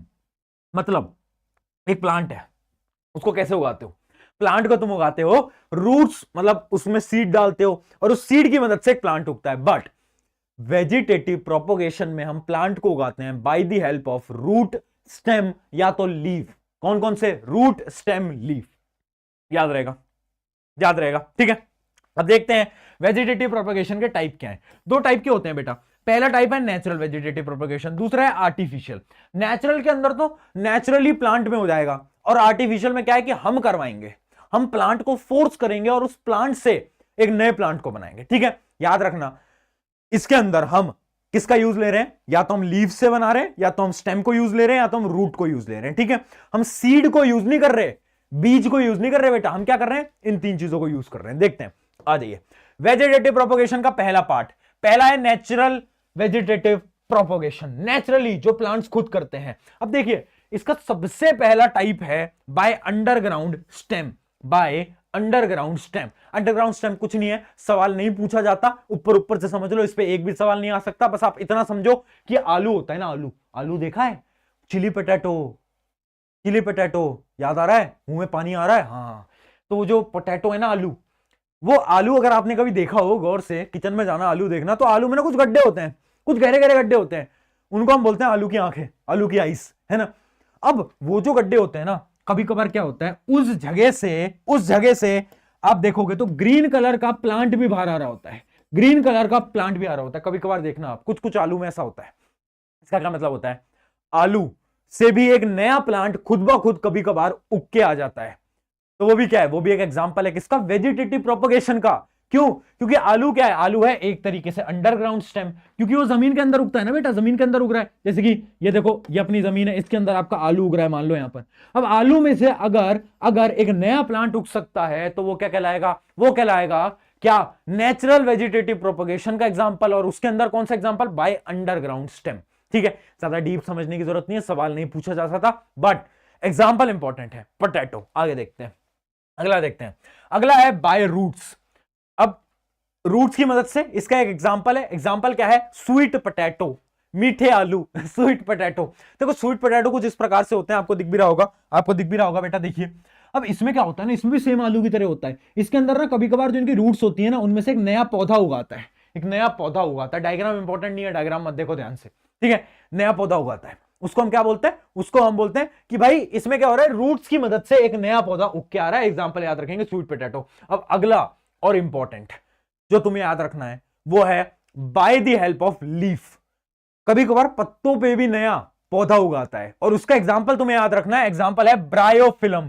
क्या है, ब्रायोफिलम। बेटा ये बार बार पूछा जाता है एमसीक्यू के अंदर। एग्जांपल, एक ऐसा लीफ जिसके ऊपर नए पौधे उग सकते हैं, उस लीफ का एग्जांपल क्या है, ब्रायोफिलम। आप देख सकते हो इसके ऊपर ना, देखो नए नए पौधे उग गए, ये दिख रहा है, ये दिख रहा है, ये दिख रहा है, क्या हो रहा है, नया पौधा उग रहा है। किसका एग्जांपल है, वेजिटेटिव प्रोपोगेशन। याद रहेगा, याद रहेगा, एग्जांपल याद रहेगा, कौन सा, ब्रायोफिलम। बेटा आगे बढ़ते हैं, चलिए अब बात करते हैं आर्टिफिशियल वेजिटेटिव प्रोपोगेशन। हम ह्यूमंस, हम क्या है, हम तो लालची हैं, है ना, हम तो लालची हैं। हम क्या करते हैं कि भैया हम तो ना पौधों के साथ कुछ छेड़छाड़ करते हैं, जिसकी मदद से हम एक नया पौधा उगा लेते हैं, है ना, और उन्हीं को हम बोलते हैं क्या, वेजिटेटिव आर्टिफिशियल प्रोपोगेशन। देखते हैं, देखते हैं। पहला इसका एग्जांपल है, पहला इसका एग्जांपल है कटिंग। ठीक है, पहला इसका एग्जांपल है कटिंग, मतलब कुछ चीज को कट करके। इसका एक बड़ा प्यारा एग्जांपल है। एग्जांपल क्या है, ये सब उन लड़कियों के लिए है जिनको ये लड़के गुलाब गुलाब देते रहते हैं ना। वैसे भी अभी फरवरी का महीना आने वाला है, तो वैलेंटाइन आएगी, तो बच्चे बच्चे घूमते रहते हैं एक दूसरे को ऐसे गुलाब देते हुए, ठीक है। तो अब अगर कोई भी लड़का तुम्हें गुलाब दे, ध्यान से सुनना बेटा, ध्यान से, कोई भी लड़का तुम्हें गुलाब दे तो उसको क्या बोलना है, उसको बोलना है कि सुन मुझे गुलाब नहीं चाहिए, है ना, ये गुलाब अपने पास रख। वो जो गुलाब का पेड़ है ना, उसकी छोटी सी जो स्टेम होती है, जो उसका तना होता है, उसकी जो डाली होती है, वो मुझे डाली ला के दे दे।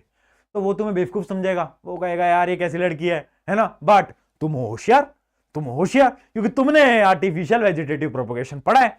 तुम क्या करोगे, तुम उस स्टेम को लोगे, जाओगे घर जाओगे, अपने गार्डन के अंदर उस स्टेम को लगा दोगे।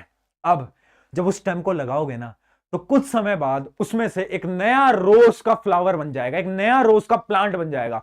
और अब उस प्लांट से बहुत सारे फ्लावर्स आएंगे। तो अब तुम्हारे पास एक फ्लावर नहीं है और तुम्हारे पास बहुत सारे फ्लावर हैं। तो तुमने क्या करा, माइंड गेम खेला, माइंड गेम। तो यही माइंड गेम करना है बेटा। अब से कोई भी गुलाब दे, उसको बोलो गुलाब गुलाब नहीं चाहिए, हमें क्या चाहिए, गुलाब की स्टेम चाहिए। नया पौधा खुद लगा लेंगे, क्या दिक्कत है, ठीक है। चलो मजाक से हटके, ये है हमारा stem cutting. I hope example से समझ आ गया होगा। स्टेम कटिंग, किसी भी पौधों की स्टेम कट करके, जैसे कि एग्जांपल है इसका रोज, रोज की स्टेम कट करी, लगाया, एक नया प्लांट बन गया। अगला देखते हैं, अगला है रूट कटिंग। अगला है रूट कटिंग। देखो कुछ ऐसे पौधे भी होते हैं जैसे कि आपका रेसबेरी, ब्लैकबेरी। जिन पौधों का क्या होता है ना, अगर तुम रूट, इनकी रूट को कट करो और इनकी रूट को लगा दो ना, अगर इनकी रूट को लगा दो ना मिट्टी के अंदर, तो क्या होता है, एक नया पौधा उग जाता है ऑटोमेटिकली। तो ये क्या है, बाय कटिंग। पहला था स्टेम कटिंग, एग्जांपल याद रखना है रोज। दूसरा है रूट कटिंग, एग्जांपल याद रखना है, यहां पर लिख रखे हैं, कोई भी एक एग्जांपल बेटा याद कर लेना। आगे बढ़ते हैं, अगला है लेयरिंग। अरे भैया कौन सी वाली लेयरिंग कर रहे हैं हम, देखते हैं। देखो लेयरिंग के अंदर क्या हो रहा है समझिएगा, है ना, ज्यादा मुश्किल नहीं है। हम क्या कर रहे हैं, हम एक पौधे को पकड़ रहे हैं, हम एक पौधे को पकड़ रहे हैं और उस पौधे की एक डाली को, इस पौधे की एक डाली को हम क्या कर रहे हैं, मिट्टी के अंदर डाल दे रहे हैं। ये देख रहे हो, मिट्टी के अंदर डाल दिया मैंने, देखो मिट्टी के अंदर डाल दिया है ना। अब क्या हुआ कि जब हमने इसकी एक डाली मिट्टी के अंदर डाली ना, तो कुछ समय बाद इसकी डाली में से एक नया पौधा यहां पर उग जाएगा और फिर हम इसको यहां से डिटैच कर देंगे, यहां से हम इसको काट देंगे। हम क्या कर देंगे, यहां से काट देंगे। तो लेयरिंग में क्या हो रहा है, लेयरिंग एक ऐसा प्रोसेस है जिसके अंदर हम एक प्लांट की एक ब्रांच को बेंड करते हैं, मिट्टी में डालते हैं और एक नया पौधा उग जाता है। डेफिनेशन देख लेते हैं और फटाफट से पढ़ो मेरे साथ। Branch with leaves is bend to the ground and a part of stem is buried in the soil. ठीक है, उससे क्या हो रहा है बेटा, उससे क्या हो रहा है बेटा, क्लियर है, क्लियर है क्या, क्लियर है क्या बेटा, बताओ क्लियर। उससे एक नया पौधा उग जा रहा है। कितनी मस्त चीज है ना, मतलब देखो हम एक प्लांट की ब्रांच की मदद से उसी प्रकार का एक नया प्लांट उगा दे रहे हैं। कितनी मस्त चीज है ना। बट याद रखना ये सारे प्लांट्स में नहीं होता। कभी तुम घर में जा रहे हो, तुम्हारे घर में नीम का पेड़ लग रहा है, उसकी भी ब्रांच तुम मिट्टी में डाल दे रहे हो, अरे भैया सब में नहीं होता ये, ठीक है। इसके भी कुछ ही स्पेसिफिक प्लांट्स होते हैं। अब डबल स्टार मार्क कर लो, डबल स्टार मार्क कर लो, क्योंकि अब हम पढ़ रहे हैं ग्राफ्टिंग। यहां पर स्टार मार्क कर लो बेटा फटाफट से, डबल स्टार मार्क कर लो, 1 स्टार 2 स्टार। ग्राफ्टिंग सबसे इंपॉर्टेंट, बहुत बार सवाल आता है ग्राफ्टिंग। ग्राफ्टिंग में क्या है ना, इमेजिन करो अब एक दिन ना क्या हुआ कि मेरे घर के सामने पेड़ लग रहा था आम का, ठीक है, बट वो आम का ट्री लग रहा था ना, फिर मेरे मन में एक दिन आई कि यार मुझे आम नहीं खाने, है ना, मुझे आम नहीं खाने, मुझे तो सेब खाने, है ना, मेरे मन में आया। बट मेरे घर के सामने तो आम का ट्री था, है ना, तो क्या मैं उस आम के ट्री को हटा के सेब का ट्री लगा सकता हूं? तो उसका आंसर है yes, bye the help of grafting. देखो बेटा ग्राफ्टिंग में होता क्या है, देखो इमेजिन करो ये था मेरे पास, ये था मेरे पास मेरा किसका ट्री, ये था मेरा आम का ट्री। अब आम के ट्री को मैं क्या करूंगा, काट दूंगा बेटा। ये देखो मैंने बीच से काट दिया आम का ट्री में स्टेम से काट दूंगा। अब मैं क्या करूंगा, जो मेरा सेब है उसका कहीं से पेड़ उठा के लेके आऊंगा और उस पेड़ की स्टेम लेकर आऊंगा। मतलब अब मान लो ये क्या था, ये था मेरा मैंगो ट्री। अब मेरे को आम मतलब मेरे को सेब खाने, एप्पल खाने, तो मैं एप्पल ट्री की स्टेम लेकर आया और मैंने इस पोर्शन के ऊपर बेटा, इस पोर्शन के ऊपर नया ट्री लगा दिया जो कि है मेरा किसका, एप्पल का ट्री। ठीक है, एप्पल का ट्री। अब क्या होगा, अब ये स्टेम बड़ी होती जाएगी, है ना, ये पेड़ बड़ा बनेगा, उसके बाद इस पे डाली आएंगी, इस पे इसके ऊपर क्या आएंगे, एप्पल आएंगे बेटा, क्या आएंगे, सेब आएंगे। तो ग्राफ्टिंग में क्या हो रहा है, हम एक प्लांट की रूट्स की मदद से, एक दूसरे प्लांट को उगा रहे हैं। इस प्रोसेस को बोलते हैं ग्राफ्टिंग, है ना। मस्त प्रोसेस है ना, मतलब हम एक पेड़ की मदद से दूसरा पेड़ उगा दे रहे हैं। यार इससे बेहतरीन क्या प्रोसेस हो सकता है। डेफिनेशन पढ़ो, स्टेम ऑफ वन प्लांट। अब देखो इसके अंदर ना कुछ टर्म्स हैं जो कि आपको समझनी पड़ेंगी। एक टर्म है आपकी स्कियोन, क्या है आपकी स्कियोन, और एक है आपका क्या, स्टॉक, एक है आपका स्टॉक। अब देखो स्कियोन क्या होता है, stem of one plant is cut and attach to the root of another plant. मतलब कहां गया वो, ये जो था ना मेरा मैंगो ट्री, जिसकी रूट्स हैं उनको हम हमेशा बोलेंगे क्या, स्टॉक। ठीक है, इसको हम बोलेंगे स्टॉक। और जिसका ऊपर स्टेम है ना, जो कि एप्पल ट्री था, इसको हम बोलेंगे स्कियोन, ठीक है। रूट्स वाला क्या रहता है, स्टॉक, ऊपर वाला क्या होता है, स्कियोन। याद रखना है, सवाल बहुत बार पूछा जाता है स्टॉक और स्कियोन के ऊपर। ठीक है, क्या रहा, स्टॉक, ऊपर रहा स्कियोन, दोनों को जोड़ा, एक नया प्लांट हमारा बन गया। ठीक है, बताओ, क्लियर। ये डायग्राम से तुम्हें समझ आ गया होगा, कर क्या रहे, अरे बोलो यार, कितना मस्त प्रोसीजर है ना। अब बच्चे सोचेंगे भैया जो नया प्लांट आएगा उस नए प्लांट में क्या मैंगो और एप्पल का मिक्स स्वाद आएगा क्या? अरे ऐसा नहीं होता, जिसकी स्टेम होती है ना ऊपर उसी का ही स्वाद आता है। मतलब अगर एप्पल लगा हुआ है तो एप्पल का ही आएगा, है ना, एप्पल ही आने वाला है, मैंगो नहीं आएगा फिर, याद रखना। ठीक है, क्लियर क्राफ्टिंग। चलिए ये हमारे कुछ प्रोसेसेस हो गए। आई होप आपको ये सारे के सारे समझ आ गए होंगे। अब एक बार फिर स्टार मार्क कर लो, क्योंकि हर साल एक सवाल पूछा जाता है जो कि है एडवांटेजेस ऑफ क्या, वेजिटेटिव प्रोपगेशन। हम कर क्यों रहे हैं ये सब फालतू की चीज, हम क्यों कर रहे हैं, इसका फायदा क्या है? अरे बहुत फायदा है। देखो पहला फायदा है quick and cheap method to produce large number of plant, बहुत सारे प्लांट बनाने और वो भी कम समय के अंदर। अगला क्या है, disease free plant can be produce, बहुत अच्छे प्लांट्स को हम बना सकते हैं। ठीक है, और इसका एक और पॉइंट है कि हम प्लांट को अपने अकॉर्डिंग बना सकते हैं। जैसे कि ग्राफ्टिंग में हमने क्या करा, मैंगो ट्री लिया और उसके ऊपर एप्पल ट्री लगा दिया, तो हमने क्या करा, एप्पल ट्री बना दिया, हमारी खुद की मतलब हमने अपने अकॉर्डिंग बनाया ना। तो ग्राफ्टिंग की मदद से क्या हो सकता है, अपने अकॉर्डिंग हम एक नया प्लांट बना सकते हैं। ठीक है, उसके अलावा क्या है, genetically identical plants can be produce, ठीक है। उसके अलावा क्या, survival rate of new plant is almost 100%। जो नया प्लांट बनता है उसकी सर्वाइवल रेट, जिंदा रहने की जो स्थिति है वो 100% तक होती है। 5 पॉइंट आपको याद करके जाने हैं, कभी भी ये सवाल पूछा जा सकता है। एडवांटेजेस क्या हैं, व्हाट आर द एडवांटेजेस, याद रखेंगे ये 5 पॉइंट। 5 पॉइंट हमेशा ये वाले याद रखने पड़ेंगे, बहुत इंपॉर्टेंट है, फिर से बोल रहा हूं। चलिए, अगर यहां तक सब कुछ क्लियर है, अगर यहां तक सब कुछ क्लियर है तो बेटा बता दो यार, फिर क्लियर क्या, आगे बढ़े।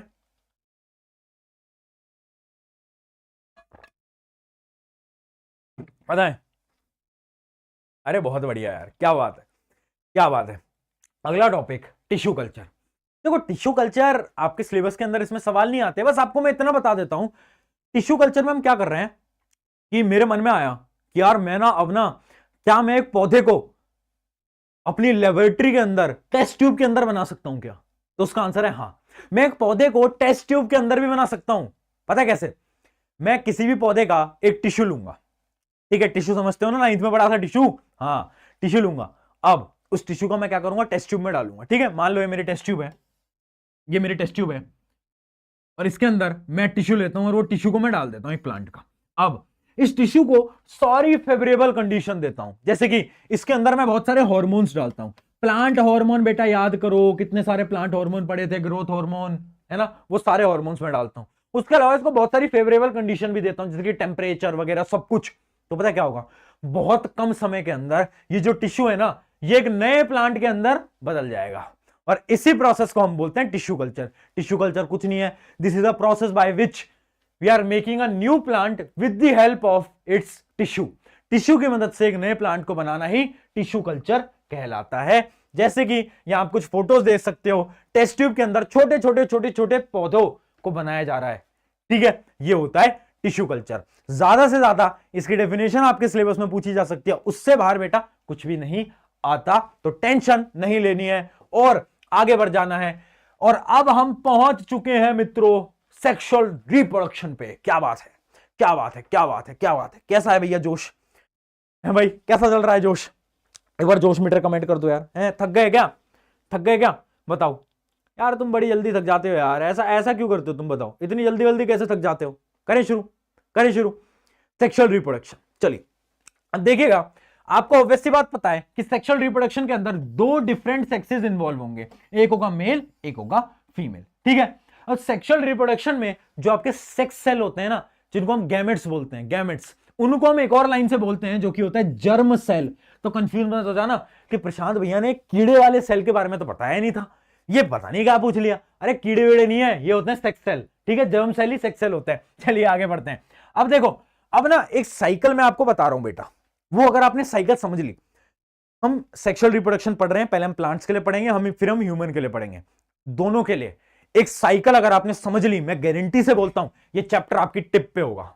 बट बहुत सारे बच्चे क्या करते हैं, ये साइकिल नहीं समझ पाते। अगर आपको ये साइकिल समझ नहीं आएगी, आप इस चैप्टर में 1 नंबर नहीं ला पाओगे, सेक्सुअल रिप्रोडक्शन में तो 1 नंबर नहीं ला पाओगे। साइकिल क्या है, आ जाओ एक साइकिल दिखाता हूं आपको मैं, 1 मिनट। यहां पर वो साइकिल शायद मेंशन नहीं है, मैं आपको अलग से दिखाता हूं, 1 मिनट मैं देख लेता हूं, अगर यहां पर लिखी हुई है तो कोई दिक्कत नहीं है, अगर यहां मेंशन नहीं है तो चलो मैं आपको अलग से बता देता हूं। सुनना मेरी बात, सुनना मेरी बात। देखो देखो होता क्या है, होता क्या, पहला प्रोसेस है गैमेट्स का बनना, ठीक है, गैमेट्स का बनना, ठीक है, चाहे प्लांट हो चाहे ह्यूमन हो, दोनों के गैमेट्स बनते हैं, ठीक है। जैसे हम अगर ह्यूमन रिप्रोडक्शन की बात करें तो मेल के पास होते हैं स्पर्म सेल, है ना, और फीमेल के पास होते हैं ओवन, वो दोनों बनते हैं, ठीक है। अब क्या होता है, सेकंड प्रोसीजर है कि जो मेल और फीमेल गैमेट्स है ना, एक मेल गैमेट्स को मैं mg से लिख रहा हूं, फीमेल गैमेट्स को मैं fg से लिख रहा हूं, ये दोनों फ्यूज होते हैं, ये दोनों क्या होते हैं, फ्यूज होते हैं, दोनों आकर मिलते हैं। और जब ये मिलते हैं ना, तो इसी प्रोसेस को हम क्या बोलते हैं, इन दोनों के मिलने को हम बोलते हैं क्या, फर्टिलाइजेशन। फर्टिलाइजेशन, तो फर्टिलाइजेशन क्या होता है, फर्टिलाइजेशन क्या होता है, मेल गैमेट और फीमेल गैमेट का मिलना, उसी को हम बोलते हैं फर्टिलाइजेशन, ठीक है, दोनों आकर मिले। और सुनना मेरी बात, जब ये दोनों आकर मिलते हैं तो स्टेप 3 क्या है, स्टेप 3 है कि फर्टिलाइजेशन की वजह से क्या फॉर्म होता है, जाइगोट। क्या फॉर्म होता है बेटा, नाम याद रखेंगे, क्या होता है, जाइगोट। क्या फॉर्म होता है, जाइगोट, ठीक है। अब जाइगोट धीरे धीरे क्या होता है, जाइगोट बड़ा होता जाता है, बड़ा होता जाता है, बड़ा होता जाता है, बड़ा होता जाता है, और जाइगोट किसमें कन्वर्ट होता है, कन्वर्ट होता है एम्ब्रियो में, इसका भी नाम याद रखना बेटा। साइकिल चल रही है, पहले गैमेट्स बने, गैमेट्स क्या हुआ, सेकंड स्टेप में गैमेट्स फ्यूज हुए, जब गैमेट्स दोनों आकर मिले उस प्रोसेस को बोला हमने फर्टिलाइजेशन। फर्टिलाइजेशन के बाद क्या बना, जाइगोट। जाइगोट जब और बड़ा होता गया तो बना किसमें, एम्ब्रियो। किसमें बना बेटा, एम्ब्रियो। ठीक है, अब ये जो एम्ब्रियो है यही जाकर आगे जाकर और बड़ा होता है और ये ऑर्गेनिजम्स में तब्दील हो जाता है। तो इसका क्या मतलब है कि जो आप इस वीडियो को देख रहे हो, इस लेक्चर को देख रहे हो, बहुत साल पहले आप भी एक एम्ब्रियो थे। ठीक है, आप भी एक एम्ब्रियो थे। एम्ब्रियो के बाद आप क्या बने, आपके ऑर्गन्स बनना स्टार्ट हुए और आप एक पर्सन के अंदर तब्दील हो गए, आप एक इंसान के अंदर तब्दील हो गए। तो ये जो स्टेप प्रोसेस है ये एकदम सेम रहता है, चाहे हम ह्यूमन की बात करें चाहे हम प्लांट्स की बात करें। याद रखना, गैमेट्स पहले प्रोड्यूस होंगे, फ्यूज होंगे, उसके बाद क्या बनेगा, जाइगोट, जाइगोट के बाद क्या बनेगा, एम्ब्रियो। ये पॉइंट एकदम क्लियर रखना है, हर बार यही स्थिति बनने वाली है। बताओ, क्लियर? क्लियर। अब एक डिफरेंस और बेटा नोट कर लो, एक होता है मेल गैमेट्स और एक होता है फीमेल गैमेट, जिसको मैं लिख रहा हूं FG से। मेल गैमेट हमेशा 99% केसेस के अंदर स्मॉल होगा, स्मॉलर इन साइज, और ये क्या होगा, ये लार्ज होगा, या तो बिग होगा या तो लार्ज होगा। ठीक है, उसके अलावा जो आपके मेल गैमेट्स होते हैं ना, वो कैसे होते हैं, वो होते हैं मोटाइल। मोटाइल, मोटाइल का मतलब क्या होता है, मूवेबल, मतलब है मूव कर सकते हैं, ये आगे बढ़ सकते हैं। ठीक है, ये आगे बढ़ सकते हैं। और जो फीमेल है उनका हमेशा होता है क्या, नॉन मोटाइल। ये डिफरेंस भी नोट कर लो, क्योंकि डिफरेंस भी बेटा बहुत बार पूछा जाता है, मेल गैमेट फीमेल गैमेट के बीच का डिफरेंस बताओ। ठीक है, उसके अलावा इनका एग्जांपल लिख लेना, यहां पर लिख लेना स्पर्म सेल, एग्जांपल लिख लो स्पर्म सेल, और यहां पर लिख लो बेटा ओवम। ठीक है, ठीक है, बताओ, male gamete female gamete, difference बता दिए तीनों की तीनों। ठीक है, वो साइकिल समझ गए, बेसिक साइकिल है, वो साइकिल बार बार पूछी जाएगी, चाहे प्लांट हो चाहे ह्यूमन हो। चलिए, अगर वो साइकिल तक हो गया है एकदम क्लियर, तो अब शुरू करते हैं प्लांट्स के साथ।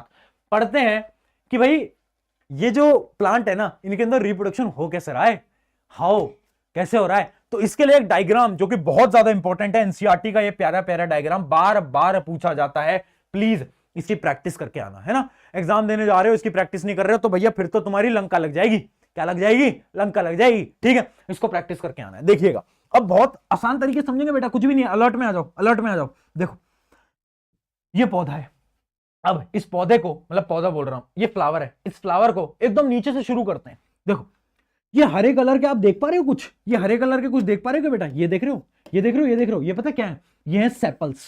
सेपल्स क्या होते हैं, जब आपका पौधा खिला नहीं होता ना, तो आपने देखा होगा वो कली के अंदर होता है, ऐसे ऐसे होता है वो बंद, देखा, फिर धीरे धीरे धीरे धीरे खुलता जाता है ना।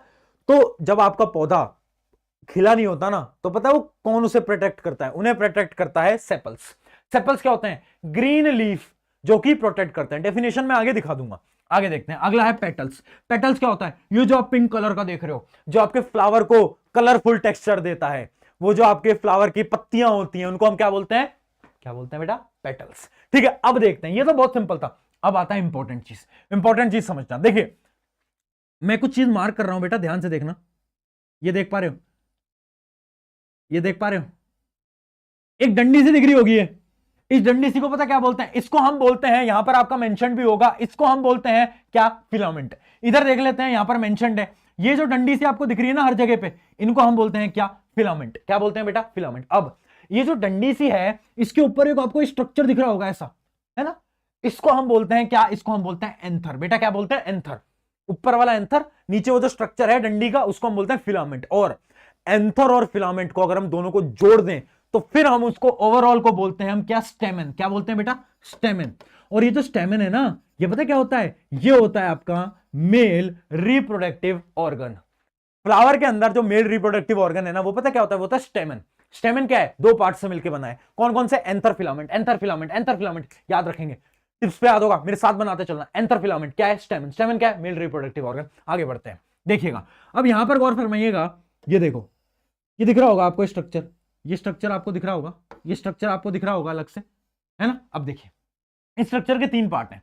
ऊपर वाला जो पार्ट है, इसको हम बोलते हैं स्टिग्मा। ठीक है, ये जो डंडी है, ये जो बीच वाली डंडी आ रही है, इसको हम बोलते हैं स्टाइल।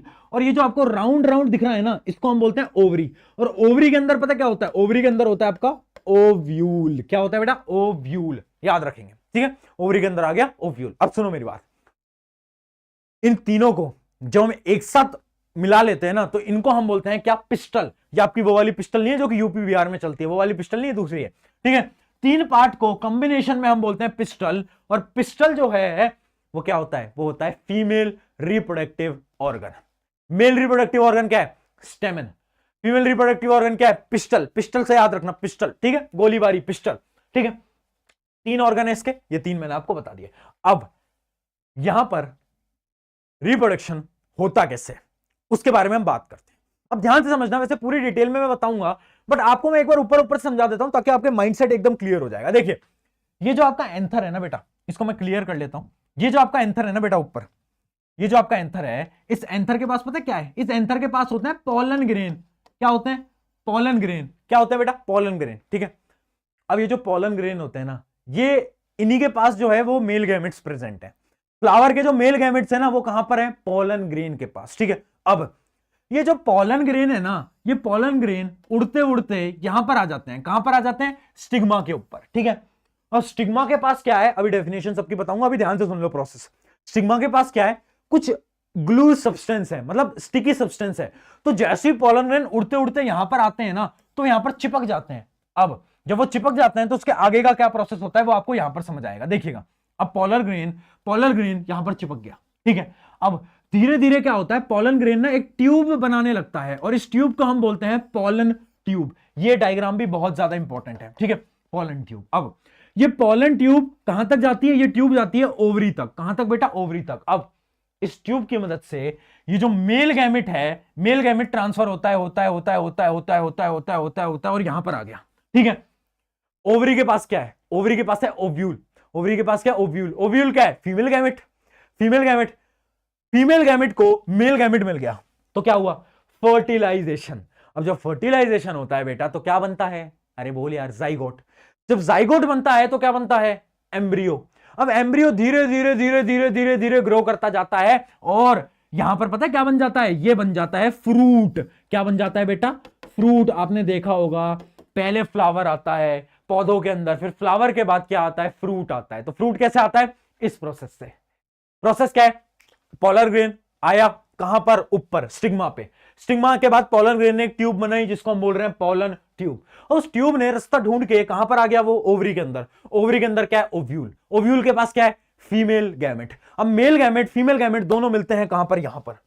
तो क्या कर लेते हैं, फर्टिलाइजेशन। फर्टिलाइजेशन के बाद क्या होता है, जाइगोट। जाइगोट के बाद एम्ब्रियो। एम्ब्रियो के बाद fruit.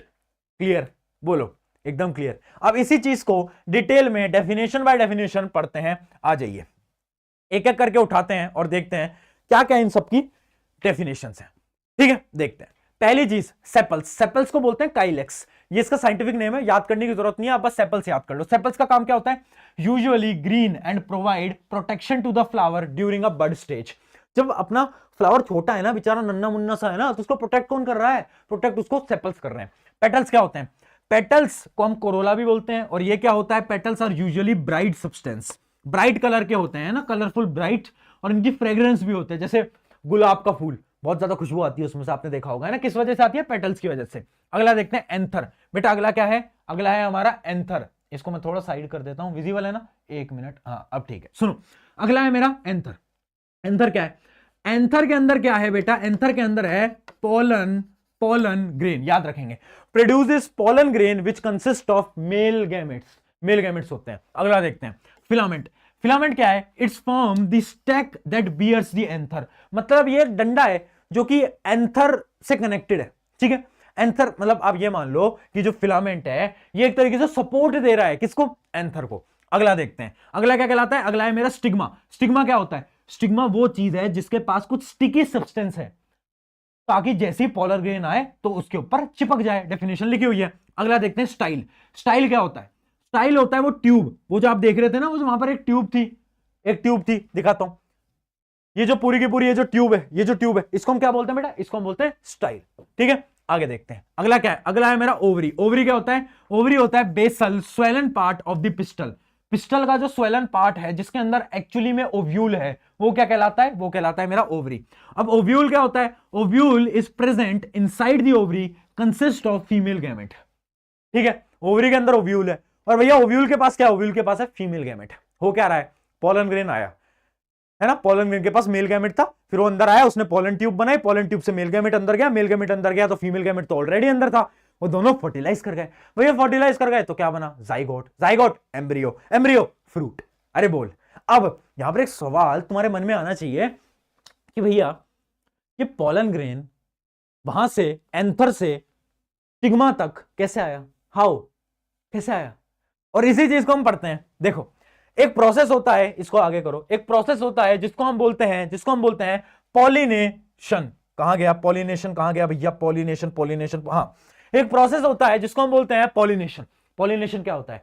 Transfer of pollen grains from anther to stamen, है ना, टू स्टेमन, मतलब सॉरी स्टेमन बोल रहा हूं, anther of the stamen to the stigma. Stigma, stamen तो वो है, स्टेमन तो एक तरीके से मेल रिप्रोडक्टिव ऑर्गन है ना, मेल रिप्रोडक्टिव सिस्टम है स्टेमन, जिसमें एंथर और फिलामेंट को दोनों को एक साथ हम स्टेमन बोलते हैं। अब जो आपका पोलन ग्रेन है ना, वो कहां से जाएगा? एंथर से स्टिग्मा तक। उस प्रोसेस को हम बोलते हैं पॉलिनेशन। एक नंबर में बहुत बारी डेफिनेशन पूछी जाती है, याद कर लेंगे, ठीक है। अब ये पॉलिनेशन हो कैसे रहा है, किसकी मदद से हो रहा है? तो देखते हैं पॉलिनेशन किसकी मदद से होता है। देखो अब इसको पढ़ाते हैं। पॉलिनेशन के दो एजेंट्स होते हैं, पहला होता है अबायोटिक, दूसरा होता है बायोटिक। अबायोटिक का मतलब होता है जो कि जिंदा नहीं है, नॉन लिविंग, जैसे कि विंड, वाटर। कभी कभार क्या होती है, बहुत तेज हवा चलती है और जो पोलन ग्रेन है ना वो इधर से उड़ के इधर पहुंच जाता है, ठीक है। जबकि कभी कभार क्या होते हैं ना, बहुत सारे इंसेक्ट्स होती हैं, बर्ड्स होती हैं, जो कि जो फ्लावर के पोलन ग्रेन है उसको इधर से उठाकर यहां पर ट्रांसफर कर देते हैं, ठीक है। एजेंट्स ऑफ पॉलिनेशन क्या है? अबायोटिक और बायोटिक। क्लियर? बताओ, अबायोटिक क्या है? Non living. बायोटिक क्या है? ठीक है, लिविंग। चलिए अब देखते हैं। पॉलिनेशन होता है दो टाइप का। पहला टाइप होता है क्रॉस पॉलिनेशन, एक होता है आपका सेल्फ पॉलिनेशन। सेल्फ पॉलिनेशन का मतलब क्या है? सेल्फ पॉलिनेशन का मतलब क्या है? देखो definition, pollen grains from a flower are carried to the stigma of the same flower. मतलब पोलन ग्रेन कहां है? एंथर के अंदर। एक फ्लावर के एंथर से उसी फ्लावर के स्टिग्मा में, सेम फ्लावर है, उसी का ही अपना क्या है? एंथर है, उसी का स्टिग्मा है। अगर इधर से उधर ट्रांसफर हो गया तो वो क्या कहलाएगा? सेल्फ पॉलिनेशन, क्योंकि खुद ही के एंथर कहां पर गए हैं? खुद ही के आपके वहां पर गए स्टिग्मा तक। बट अगर कभी कभार क्या होता है, चिड़िया जो होती हैं आपकी, बर्ड्स जो होती हैं, इंसेक्ट्स जो होती हैं, वो एक फ्लावर का एंथर से पोलन ग्रेन उठाएंगी और वो दूसरे फ्लावर जो कि बहुत दूर है, किसी और फ्लावर के अपने स्टिग्मा के ऊपर उसको डाल देंगी। तो वो उस प्रोसेस को हम बोलते हैं क्रॉस पॉलिनेशन। क्रॉस पॉलिनेशन क्या होता है? Pollen grain from a flower are carried to the stigma of the different flower, दूसरे फ्लावर के अंदर, ठीक है, दूसरे फ्लावर के अंदर। ये डिफरेंस बहुत इंपॉर्टेंट है बेटा, स्टार मार्क कर लेना, स्टार मार्क कर लेना, ठीक है बेटा, स्टार मार्क कर लेना। अब देखो, such flower do not need any pollinating agent. अब देखो खुद ही के अगर खुद ही के एंथर से खुद ही के स्टिग्मा तक पहुंचाना है तो क्या किसी पॉलिनेटिंग एजेंट की जरूरत है? नहीं है, वो तो खुद से चला जाएगा। बट अगर किसी और के फ्लावर से किसी और तक पहुंचाना है तो उसके लिए तो भैया एक पॉलिनेटिंग एजेंट की जरूरत है, ठीक है। उसके अलावा क्या है, यहां पर कुछ डेफिनेशन भी लिखी हुई है कि self pollination are less favourable. Self pollination जो होता है वो लेस प्रेफरेबल होता है। क्यों? क्योंकि अगर हम खुद ही के ही पोलन ग्रेन को उठा के खुद ही के ही अपने फ्लावर के अंदर डालेंगे तो उससे पता क्या होता है, जेनेटिक वेरिएशन नहीं आता। जेनेटिक वेरिएशन बताया था ना आपको, हाँ, जेनेटिक वेरिएशन नहीं आता। और जब जेनेटिक वेरिएशन नहीं आता ना तो उससे क्या नहीं होता, एवोल्यूशन नहीं होता। बट जब हम क्रॉस पॉलिनेशन करते हैं तो क्या आता है, जेनेटिक वेरिएशन आता है और बहुत सारी कैटेगरीज के प्लांट्स बन सकते हैं उस जेनेटिक वेरिएशन की मदद से, ठीक है। ये तीन डिफरेंस इंपॉर्टेंट है, फटाफट से नोट करो जब तक मैं पानी पीता हूं।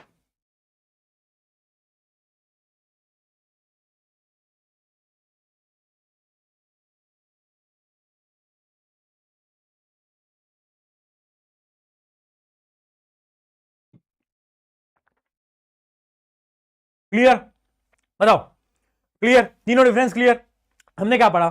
हमने पढ़ा कि एक प्लांट था, प्लांट के पास क्या था भैया, पोलन ग्रेन। पोलन ग्रेन क्या कर रहा था, पोलन ग्रेन जो है वो कहां पर था, एंथर के अंदर था। एंथर छोड़ के कहां है, स्टिग्मा के अंदर। स्टिग्मा के बाद उसने क्या करा और वो उड़ के कैसे आया, उस प्रोसेस को हम बोलते हैं पॉलिनेशन। पॉलिनेशन कैसे हो रहा है, या तो बायोटिक फैक्टर या तो अबायोटिक फैक्टर। उसके अलावा पॉलिनेशन के दो टाइप हैं, सेल्फ पॉलिनेशन और क्रॉस पॉलिनेशन। याद रहेगा, याद रहेगा, है ना। उसके बाद क्या हुआ, पोलन ग्रेन पहुंच गया स्टिग्मा के ऊपर। अब स्टिग्मा के ऊपर क्या हुआ, उसने एक पोलन ट्यूब बनाई।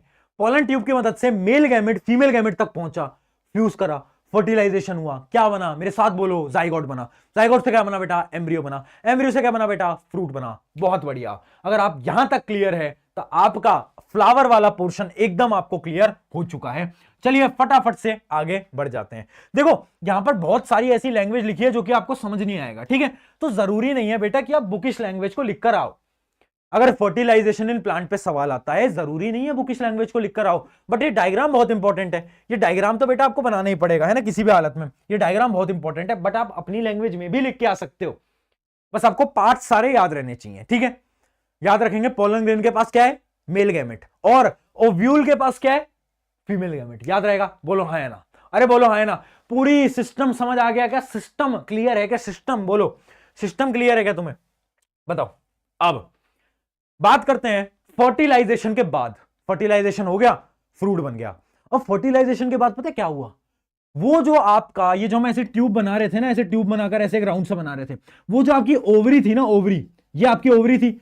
ये ओवरी पता है किसमें कन्वर्ट हो गई, ओवरी कन्वर्ट हो गई आपकी फ्रूट के अंदर, क्योंकि मैंने आपको बताया ओवरी फ्रूट में बन गई। और याद करो ओवरी के अंदर कुछ था जिसको हम बोल रहे थे ओव्यूल। याद आ रहा है, बोल, याद आ रहा है, ओव्यूल। हाँ, वो जो ओव्यूल है ना, वो पता है किसमें कन्वर्ट हो जाता है, वो कन्वर्ट हो जाता है सीड के अंदर। अरे भाई फ्रूट खाए हैं, उनके अंदर सीड होते हैं, बीज होते हैं, वो बीज पता है क्या है, वो बीज है ओव्यूल। ओवरी तो फ्रूट बन गई, और जो अंदर ओव्यूल था ना, जिसके अंदर आपका क्या था, फीमेल गैमेट था, वो ओव्यूल क्या बन गई, ओव्यूल सीड बन जाती है। तो आप जो बीज फेंकते हो ना, वो एक्चुअली में ओव्यूल होता है। गॉट इट, पॉइंट समझ गए, पूरी थ्योरी समझ गए। पोस्ट फर्टिलाइजेशन, फर्टिलाइजेशन के बाद क्या हुआ, ये सवाल बार बार पूछा गया एमसीक्यू के अंदर कि फर्टिलाइजेशन के बाद ओवरी किसमें कन्वर्ट होता है और ओव्यूल किसमें कन्वर्ट होता है। याद रहना चाहिए, ओवरी फ्रूट बन जाता है, ओव्यूल सीड बन जाता है। अरे बोल यार, अरे क्लियर है क्या, बस इतना सिंपल। अरे कहानी इतनी आसान है, तुम वैसे ही टेंशन लेते हो। वो डायग्राम बहुत आसान है, बहुत सिंपल है, बस तुम टेंशन बहुत लेते हो। मेरी जान थोड़ी टेंशन लेना कम कर, ठीक है ना। उतना मुश्किल नहीं है जितना कि तू सोच रहा है, उतना टफ नहीं है जितना कि तू सोच रहा है, समझ रहे हो, बहुत सिंपल है। बस थोड़ा धैर्य, थोड़ा फोकस लगाना पड़ेगा। अगर फोकस लगाने को तैयार हो, तुम्हें कोई रोक नहीं पाएगा यार, तुम्हें कोई रोक नहीं पाएगा, ठीक है ना। चलिए आगे बढ़ते हैं। सीड जर्मिनेशन, एक छोटा सा टॉपिक है सीड जर्मिनेशन, उसके बाद आपका प्लांट पूरा का पूरा खत्म हो जाएगा। सीड जर्मिनेशन क्या बोलता है, हम यहां पर सीड के पार्ट्स पढ़ने वाले हैं कि जो बीज है ना, बीज बना किससे बेटा, बीज किससे बना है, ओव्यूल से। वो ओव्यूल किस में कन्वर्ट हो गया, ओव्यूल कन्वर्ट हो गया सीड के अंदर। अब ये सीड दिखता कैसा है और सीड के पार्ट्स कैसे हैं वो देख लेते हैं। देखो ये सीड दिखता है बेटा कुछ इस प्रकार से, कुछ इस प्रकार का। अब इस सीड के हैं 3 पार्ट जो कि आपको याद रखने हैं, इसके हैं 3 पार्ट्स जो कि आपको बेटा याद रखने हैं। देखो याद रखने हैं तो रखने हैं, है ना। मुझे पता है तुम बोलोगे भैया यार इतने सारे कैसे याद करने, करना पड़ेगा, कोई और ऑप्शन नहीं है, प्रैक्टिस करोगे याद हो जाएगा। सीड्स के 3 पार्ट देखिए, पहला पार्ट है आपका क्या, कोटिलेडन। क्या है, कोटिलेडन। एक पार्ट होता है आपका इसकी जो ये आप सीड देख रहे हो ना, इसकी आउटर कवरिंग। क्या है आपकी आउटर कवरिंग, यहां पर आपके दिखा भी रखी होगी, seed coat. Seed coat 3 parts note कर लो, seed coat, cotyledon, embryo axis, ठीक है। सीड कोट क्या है, जो सीड को प्रोटेक्ट कर रही है, कोटिंग जो ऊपर से कवरिंग दे रही है कि सीड खराब ना हो जाए, उसको क्या बोलते हैं, सीड कोट। अब कोटिलेडन क्या होता है देखते हैं। देखो जब मैंने इस सीड को बीच से काटा तो ऐसे इसको 2 पार्ट के अंदर डिवाइड कर दिया। अब ये जो आप देख पा रहे हो ना, ये जो अंदर है, इस पार्ट को हम बोलते हैं क्या, कोटिलेडन। कोटिलेडन का काम क्या है बेटा, फूड स्टोरेज। सीड को बड़ा होने के लिए बहुत सारे न्यूट्रिएंट्स चाहिए। न्यूट्रिएंट्स कौन देगा, अरे कोटिलेडन देगा ना। कोटिलेडन कह रहा है भाई मेरे पास है, मेरे पास बहुत सारा खाना है, मेरे पास न्यूट्रिएंट्स है, मुझसे लेना, टेंशन क्या ले रहा है। सीड के 3 पार्ट कौन कौन से, seed coat, cotyledon, embryo axis. Seed coat क्या कर रहा है, कवरिंग। कोटिलेडन क्या कर रहा है, फूड स्टोरेज। और एम्ब्रियो एक्सिस क्या कर रहा है, एम्ब्रियो एक्सिस जो है ना उसके 2 पार्ट होते हैं, ध्यान से देखना। एम्ब्रियो एक्सिस ये है, इसके हैं बेटा 2 पार्ट, एक पार्ट है प्लूमिल और एक है रेडिकल। याद रखना ये एमसीक्यू के अंदर बार बार पूछी जाती हैं दोनों टर्म्स। प्लूमिल क्या होता है, ये जो सीड है ये बड़े होकर क्या बनेगा बेटा, प्लांट बनेगा। प्लांट का एक शूट होता है, ना, स्टेम होता है ना, और एक प्लांट की एक रूट होती है, एक नीचे जाती है जमीन के, है ना।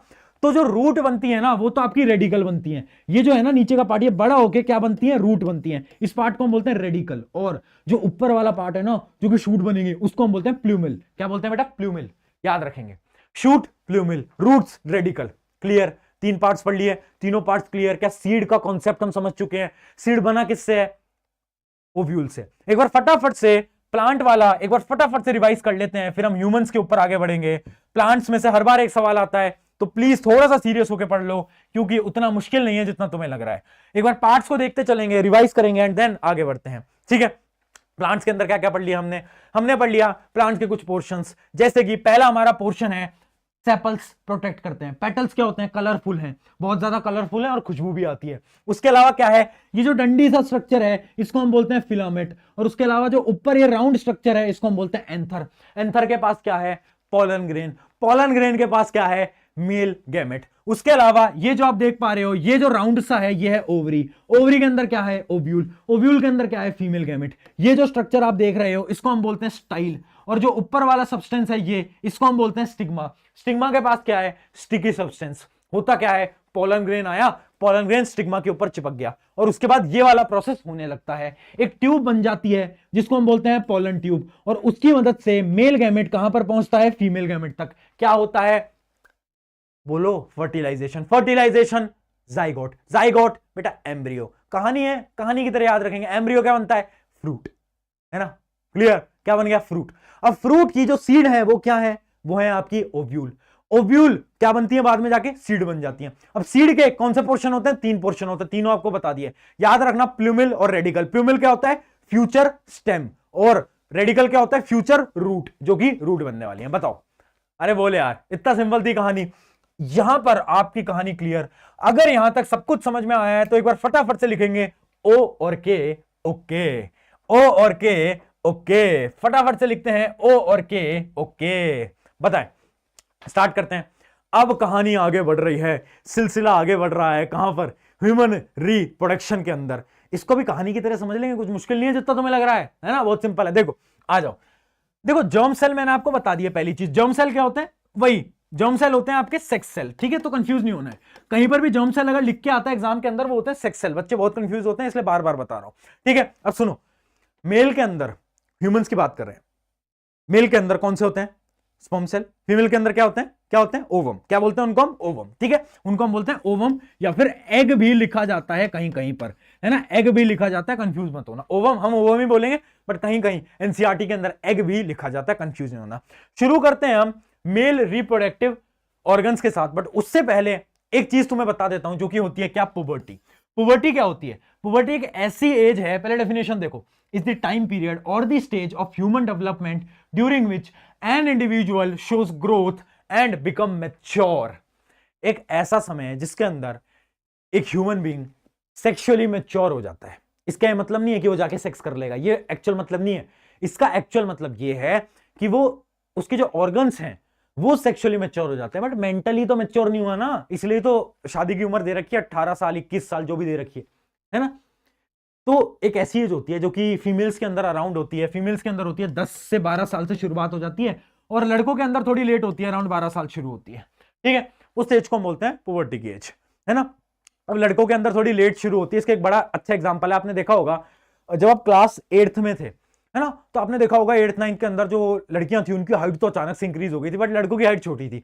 बट जैसे तुम 10th में आए, 9th में आए, तो लड़कों की हाइट अचानक से इंक्रीज होना शुरू होती है। देखा है कभी, नोट करा है, लड़कों की हाइट लेट इंक्रीज होती है। पता है क्यों, क्योंकि लड़कों की पुबर्टी की एज लेट आती है, जबकि लड़कियों की 2 साल पहले ही तुमसे पुबर्टी की एज शुरू हो जाती है, ठीक है। पुबर्टी के अंदर कुछ चेंजेस देखने को मिलते हैं, जैसे कि हेयर ग्रोथ हो जाती है, वॉइस चेंज हो जाती है, लड़कों के अंदर वो अमिताभ बच्चन वाली आवाज आ जाती है, नमस्कार भाइयों और बहनों, आप देख रहे हैं केबीसी, वो वाली आवाज हमारे अंदर आ जाती है, मतलब वो सारी चीजें आ जाती हैं। ये सारे चेंजेस आपके लिए लिख रखे हैं। पुबर्टी के अंदर क्या क्या चेंजेस आ सकते हैं, फीमेल के अंदर लिख रखे हैं, मेल के अंदर ये सारे के सारे चेंजेस लिख रखे हैं। क्या इस पे सवाल आता है, बहुत कम चांसेस हैं इस पे सवाल आता है, बट हाँ पुबर्टी की डेफिनेशन पे सवाल आ सकता है, ठीक है।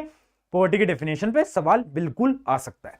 चलिए आगे बढ़ते हैं, स्टार्ट करते हैं with the male reproductive system, reproductive organ, ठीक है। अब इस ऑर्गन को, इस डायग्राम को बनाने की बेटा प्रैक्टिस कर लेना, ये भी पूछा जा सकता है, डबल स्टार मार्क यहां पर भी कर लो। Diagram male reproductive, female reproductive, दोनों में से एक डायग्राम पूछा ही जाता है, ऐसा मान लो आप, हर बार एक डायग्राम आ ही जाता है, तो बेटा थोड़ी बहुत प्रैक्टिस करके जाना। अब देखते हैं, इसको समझते हैं। पहले हमारा देखो वही प्रोसीजर है, हम कहानी की मदद से समझेंगे, फिर उसके बाद आपको डेफिनेशन दिखाऊंगा। तो पहले पूरे प्रोसीजर को समझेंगे, फिर एक एक करके डेफिनेशंस देखेंगे। देखिए, नीचे से शुरू करते हैं, नीचे से शुरू करते हैं, एक मिनट, नीचे शुरू करते हैं। ये क्या है, ये है आपकी टेस्टिस। याद करो, कंट्रोल कोऑर्डिनेशन के अंदर एक चीज के बारे में हमने जिक्र करा था, जिसका नाम था टेस्टोस्टेरोन। मैंने आपको बताया था एक ऐसा हार्मोन जो कि मेल के अंदर होता है, टेस्टोस्टेरोन, है ना, उसको कौन सेक्रेट करता था, टेस्टिस। अब यही टेस्टिस जो है वो क्या, वो आपके जो मेल गैमेट हैं, जो कि स्पर्म सेल है, उसको भी यही सेक्रेट करेगा, है ना।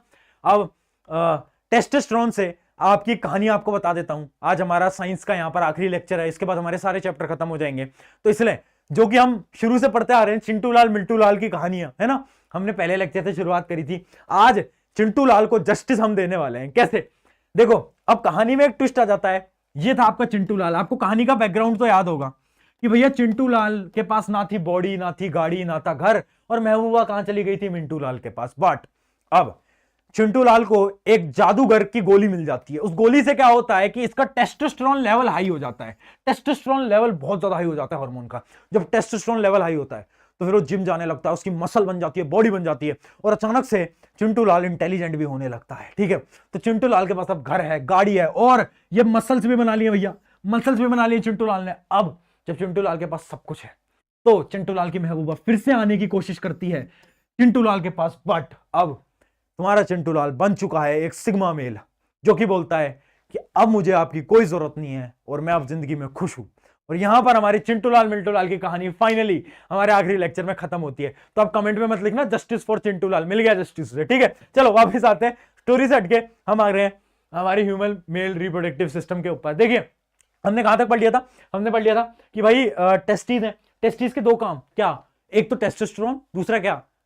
Sperm cell. ठीक है, अब ये जो टेस्टिस है ना, ये एक ऐसे बॉक्स के अंदर इनको प्रोटेक्ट किया जाता है, जिसको हम बोलते हैं स्क्रोटम। क्या बोलते हैं बेटा? स्क्रोटम। सिमिलरली हमारा जो ब्रेन था, जो हम कंट्रोल कोऑर्डिनेशन पढ़ रहे थे, याद करो, उसके अंदर मैंने आपको बताया था आपका ब्रेन भी एक बक्से के अंदर कैद है। उस बक्से को क्या बोलते थे? उस बक्से को हम बोलते थे क्या? बोलो, क्रैनियम। याद आ रहा है? एक क्रैनियम होता था, ब्रेन अंदर है। हाँ भाई, उसी प्रकार से स्क्रोटम क्या है? जो कि आपके टेस्टिस को प्रोटेक्ट कर रहा है, क्योंकि टेस्टिस बहुत इंपॉर्टेंट है, बहुत ज्यादा। अब देखो, एक दो चीजें समझना। टेस्टिस क्या करती हैं? आपका यहां पर स्पर्म सेल को सेक्रेट कर देती हैं। ठीक है, अब ये स्पर्म सेल ना यहां पर एक स्टोर हो जाते हैं, ग्लैंड होता है यहां पर, आपके एनसीईआरटी के अंदर मार्क नहीं कर रखा, उस ग्लैंड को बोलते हैं एपिडाइमिस। अभी पढ़ा दूंगा उसके बारे में। ठीक है, वहां पर क्या होता है, आपका जो स्पर्म सेल है वो ऐसे यहां पर स्टोर हो जाता है। कहां पर? एपिडाइमिस के अंदर। अब क्या होता है, ये जो आपका स्पर्म सेल है, ये एक ट्यूब की मदद से बाहर आता है। इस ट्यूब को हम बोलते हैं क्या? Vas deferens. क्या बोलते हैं? Vas deferens. अब देखो, वास डिफरेंस की मदद से बाहर गया, बाहर गया, बाहर गया, बाहर गया, बाहर गया। अब बाहर बैठे हैं दो गुंडे, बाहर बैठे हैं दो गुंडे। कौन कौन से दो गुंडे? देखते हैं।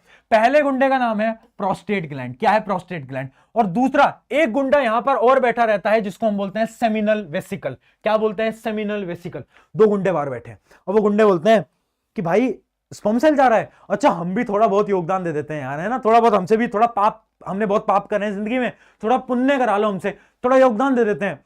तो वो क्या करते हैं? स्पर्म सेल में कुछ फ्लूइड मिक्स कर देते हैं, कुछ फ्लूइड मिक्स कर देते हैं। कौन कौन?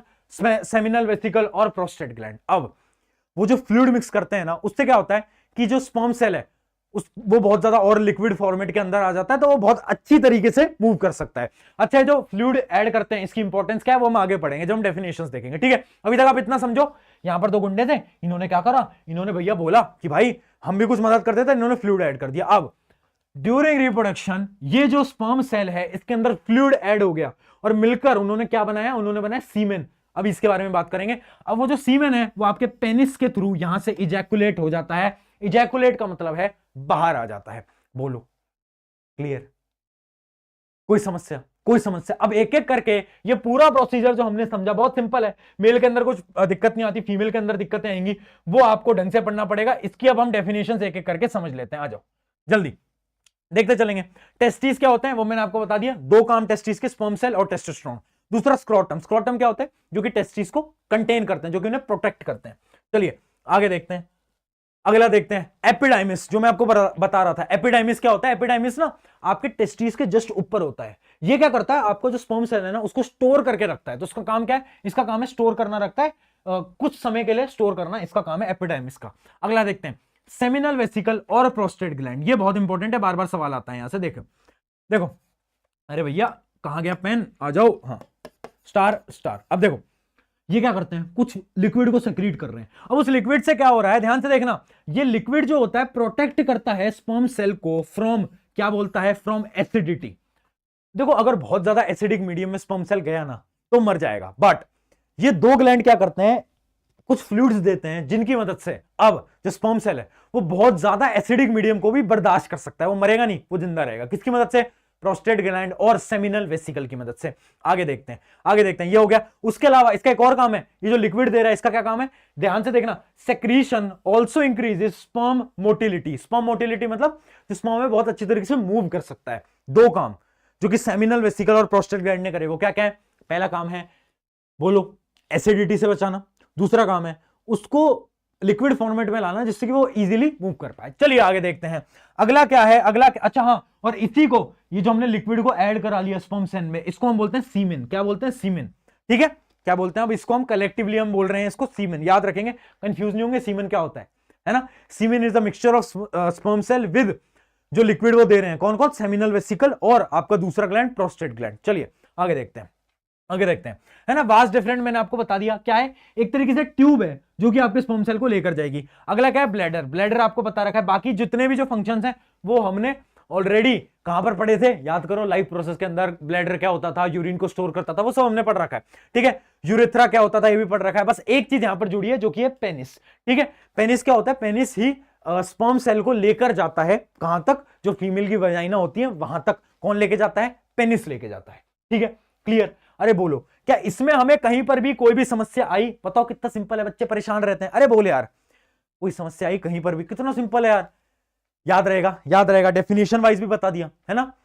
स्पर्म सेल बना नीचे, कहां पर स्टोर हुआ? ऊपर। क्या प्रोसेस है? एपिडेमिस। उसके बाद क्या हुआ? वास्ट डिफरेंट उसको लेके गया, कहां तक लेके गया? ऊपर तक। ऊपर दो गुंडे बैठे थे, उन्होंने क्या करा? फ्लूइड दे दिया। उस फ्लूइड की इंपॉर्टेंस क्या है वो बता दी। उसके बाद ये जो कंबाइन है इसको हम बोल रहे हैं सीमेन। सीमेन बाहर आ जाता है पेनिस के थ्रू। क्लियर? बताओ, एकदम क्लियर? कोई समस्या? आगे बढ़ जाए क्या? बताओ, आगे बढ़ जाए? ठीक है, यहां तक क्लियर? अब बात करते हैं फीमेल रिप्रोडक्टिव सिस्टम के बारे में। चलिए देखो, मेल वाला थोड़ा सिंपल था, अब यहां पर थोड़ी बहुत कॉम्प्लेक्सिटी आ जाएंगी, बट आपको बहुत ज्यादा फोकस्ड रहना है। और जो हमारा कोडवर्ड था, कोडवर्ड क्या था बेटा? फोकस। आ जाओ इधर देखो, जल्दी आ जाओ बेटा, ज्यादा बड़ा चैप्टर नहीं, आधे घंटे का और बचा है, ध्यान से देख लो। देखो, पहली चीज हम डायग्राम से देखते हैं, फिर भाई हम पूरी की पूरी पहले कहानी जान लेते हैं, फिर हम एक एक करके डेफिनेशन देखेंगे। देखो ध्यान से देखना, पहली चीज इसके अंदर क्या है? पहली चीज है ये जिसको हम बोलते हैं वेजाइना। ये क्या है बेटा? ये है हमारी वेजाइना। ठीक है, इसी के अंदर आपका जो पीनस है वो आता है, इसी के अंदर आपका पीनस आता है, ये होता है वेजाइना। अब देखो ये क्या है? ये है यूट्रस। ये जो आप देख रहे हो ना, ये जो आप थैली जैसा स्ट्रक्चर देख रहे हो, वी शेप स्ट्रक्चर देख रहे हो, इसको हम क्या बोलते हैं? इसको हम बोलते हैं यूट्रस। अब यूट्रस और ये जो आपका वेजाइना है, इसके बीच में थिन लेयर होती है जिसको हम बोलते हैं क्या? सर्विक्स। क्या बोलते हैं? सर्विक्स। मेरे साथ बोलेंगे, क्या बोलते हैं? सर्विक्स। अब देखना यहां पर दो ट्यूब्स आप देख पा रहे होगे, एक ट्यूब ऐसे, एक ट्यूब ऐसे, एक ट्यूब ऐसे, एक ट्यूब ऐसे। इन ट्यूब्स को बोलते हैं क्या? Fallopian tube. क्या बोलते हैं? Fallopian tube. डायग्राम बहुत इंपॉर्टेंट है, बार बार पूछा जाता है। फेलोपियन ट्यूब या फिर ओविडक्ट। ओविडक्ट भी बोलते हैं, फेलोपियन ट्यूब भी बोलते हैं, दोनों ही सेम ही है। ठीक है, ओविडक्ट या फिर फेलोपियन ट्यूब। अब देखो, फेलोपियन ट्यूब से यहां पर कुछ जुड़ा हुआ है, ये पता क्या है? ये है आपकी ओवरी। ये क्या है? ओवरी। और यही सबसे इंपॉर्टेंट है, क्यों? क्योंकि ओवरी के अंदर है क्या? बोलो मेरे साथ, ओवरी के अंदर है, अरे बोलो यार, ओवरी के अंदर क्या है? ओवरी के अंदर है ओवम। ओवम क्या है? ओवम है आपका फीमेल गैमेट। क्या है? FG, female gamete. कहानी क्या है? अब कहानी देखना, अभी हमने स्ट्रक्चर समझ लिया, अभी हमने ये समझ लिया, ये ओवरी है, ये फेलोपियन ट्यूब है, ये वेजाइना है, ये यूट्रस है, बीच में लेयर है सर्विक्स। अब कहानी समझते हैं। देखो, जो मेल पे, एक मिनट, माइक में कोई इश्यू तो नहीं आया ना? एक मिनट, वायर तो नहीं हटी? हाँ ठीक है, एकदम क्लियर। ठीक है, अब सुनो, अब पेनिस जो है वो यहां से आया, ठीक है, यहां पर आया वेजाइना में। अब यहां पर क्या हुआ? वो जो सीमेन था ना, यहां पर उसने सीमेन को रिलीज करा। देखते चलना, प्रोसेस समझेंगे। अब सीमेन जो है वो अंदर से गया यहां पर। अब वो जो सीमेन है ना, वो सीमेन चला जाता है इस जगह पर, ठीक है, इस जगह पर या फिर इस जगह पर, दोनों सेम ही बात है। अब ये जो ओवरी है ना, ओवरी हर महीने पे एक नया ओव्यूल, जो हम ओवम बोल रहे हैं, इसको रिलीज करती है, जिसको हम एक्स भी बोलते हैं, है ना। आप ये मान लो कि हर महीने जो आपकी ओवरी है वो एक नए, क्या बोल रहे हैं हम, एक नए फीमेल गैमेट को रिलीज कर रही है। ठीक है, आप इतना समझ लो। अब देखो, स्पर्म सेल आया यहां से घूमता फिरता यहां तक चला गया। अब यहां पर क्या हुआ? यहां पर क्या प्रेजेंट था? ओवम, है ना, ओवम। अब भाई स्पर्म सेल क्या है? मेल गैमेट, वहां पर क्या है? Female gamete. दोनों मिल गए। अरे दोनों मिलते हैं क्या होता है? फर्टिलाइजेशन। अब यहां पर फर्टिलाइजेशन से क्या बनता है, जाइगोट। मैंने बताई थी कहानी सेम चलती है। अब जाइगोट बन गया। अब यहां पर क्या बन गया, जाइगोट। अब ये जो जाइगोट है ना, ये धीरे धीरे नीचे नीचे आता आता आता आता फेलोपियन ट्यूब से नीचे आता है और यहां पर आके जाइगोट स्टोर हो जाता है इस जगह पर, इस जगह पर। कहां पर, यूट्रस के अंदर। अब ये जाइगोट धीरे धीरे धीरे बड़ा होता जाता है, किसमें कन्वर्ट होता है, एम्ब्रियो के अंदर। एम्ब्रियो और बड़ा होता जाता है ना, एम्ब्रियो धीरे धीरे और बड़ा होता है ना। वो किसके अंदर कन्वर्ट होता है, फीटस के अंदर। फीटस क्या होता है आगे बात करते हैं। फिर फीटस किसमें होता है, फीटस एक बच्चे के अंदर कन्वर्ट हो जाता है, ह्यूमन जो बेबी होता है, ठीक है। तो एक्चुअली में कहानी ये है ना, आपको आपकी मम्मी बोलती होंगी कि मैंने आपको अपने पेट में रखा 9 महीने। वो पेट नहीं था, पेट में तो आपको याद है लाइफ प्रोसेस याद करो, क्या था, हाइड्रोक्लोरिक एसिड। अरे वहां पर होते तो मर जाते, जिंदा कहां से होते तुम, है ना। तो एक्चुअली में तुम कहां थे, एक्चुअली में तुम रहे हो यूट्रस के अंदर, यहां पर। एक्चुअली में तुम 9 महीने कहां रहे, यूट्रस के अंदर। तुम मान ही रहे, तुम्हें ऐसा लग रहा है कि तुम यार पेट के अंदर थे। ना ना ना ना, तुम यहां थे, ठीक है। वहां तो बहुत ज्यादा एसिडिक मीडियम होता है, वहां तो मर जाते। तो ये आपका पूरा का पूरा रिप्रोडक्शन का प्रोसेस होता है। अब फीमेल रिप्रोडक्टिव ऑर्गन को एक एक करके पढ़ते हैं, सबके फंक्शनिंग, सबके काम हम पढ़ते हैं अब एक एक करके। चलिए आ जाओ। पहली चीज ओवरी। ओवरी के क्या काम है, ओवरी के बेटा 2 काम है, ध्यान से सुनना, ध्यान सुनना। 1 मिनट माइक लगा लूं।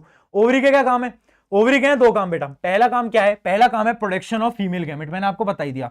और दूसरा काम क्या है, याद करो, कंट्रोल कोऑर्डिनेशन के अंदर हमने 2 हार्मोन पढ़े थे, ऑस्ट्रोजन और एस्ट्रोजन। याद आ रहा है, याद आ रहा है, किसको याद आ रहा है, सॉरी, प्रोजेस्टेरोन और ऑस्ट्रोजन याद आ रहा है। जो हार्मोन्स हैं वो भी कौन रिलीज करता है, ओवरी रिलीज करती है। याद आ गया, अरे बहुत बढ़िया। आगे बात करते हैं। अब एक प्रोसेस होता है जिसको हम बोलते हैं ओव्यूलेशन। ध्यान से देखना, एक प्रोसेस होता है जिसको हम बोलते हैं ओव्यूलेशन। ओव्यूलेशन क्या होता है, release of ovum from the ovary. देखो मैंने आपको बताया हर मंथ ओवरी से एक नया ओवम रिलीज होता है और उस प्रोसेस को हम बोलते हैं ओव्यूलेशन। ओव्यूलेशन हर महीने में एक बार होता है, ठीक है। फीमेल्स के अंदर ओव्यूलेशन हर मंथ में एक बार होता है, जिसके अंदर क्या होता है, ओवरी से एक नया ओवम रिलीज हो रहा होता है। चलिए आगे बढ़ते हैं। अगला क्या है हमारा, अगला है हमारा फेलोपियन ट्यूब या फिर ओविडक्ट। ओविडक्ट का क्या काम है, जब आपका फर्टिलाइजेशन हुआ तो जो आपका जाइगोट बना, उस जाइगोट को फेलोपियन ट्यूब घुमाकर कहां पर लाती है, वापस यूट्रस के अंदर। तो फेलोपियन ट्यूब का मेन काम क्या है, ये एक फर्टिलाइजेशन का क्या देती है, एक चैनल देती है। क्योंकि एक्चुअली में फर्टिलाइजेशन हो कहां रहा है, फेलोपियन ट्यूब के अंदर ही तो हो रहा है। ओवम कहां है, फेलोपियन ट्यूब के अंदर। तो फर्टिलाइजेशन हो कहां रहा है, वो होता है आपका फेलोपियन ट्यूब के अंदर। अगला देखते हैं यूट्रस। यूट्रस क्या होता है, यूट्रस पे ही आपका जो एम्ब्रियो है, जो फर्टिलाइजेशन के बाद जो एम्ब्रियो बना, वो कहां पर स्टोर हो रहा है, अरे वो यहां पर ही तो स्टोर हो रहा है, इसी जगह पे तो हो रहा है, बोलो।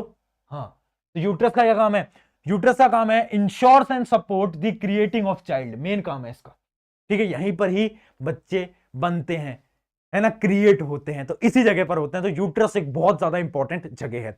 आई होप ये सारे के सारे चीजें आपको एकदम क्लियर हो गई होंगी। बाकी बचा हमारा सर्विक्स।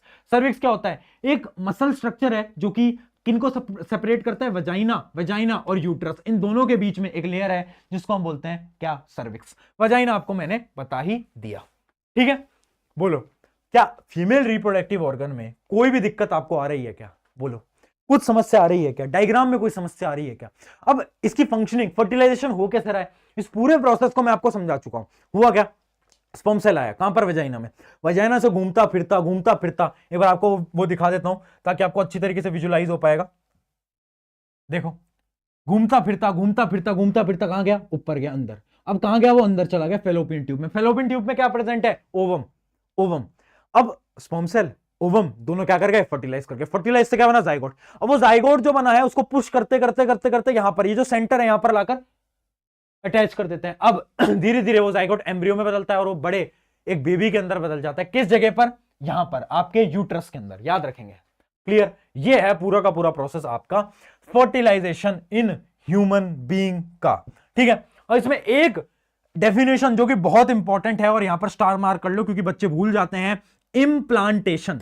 बेटा इम्प्लांटेशन क्या होता है, डेफिनेशन देखो, attachment of growing embryo to the endometrium of the uterus. Endometrium अगर याद नहीं होता कोई दिक्कत नहीं है, काट दो और लिख दो लेयर ऑफ द यूट्रस। मतलब वो एम्ब्रियो, वो जाइगोट से जो एम्ब्रियो बना है ना, वो अटैच होता है कहां पर, आपके यूट्रस की वॉल्स पे।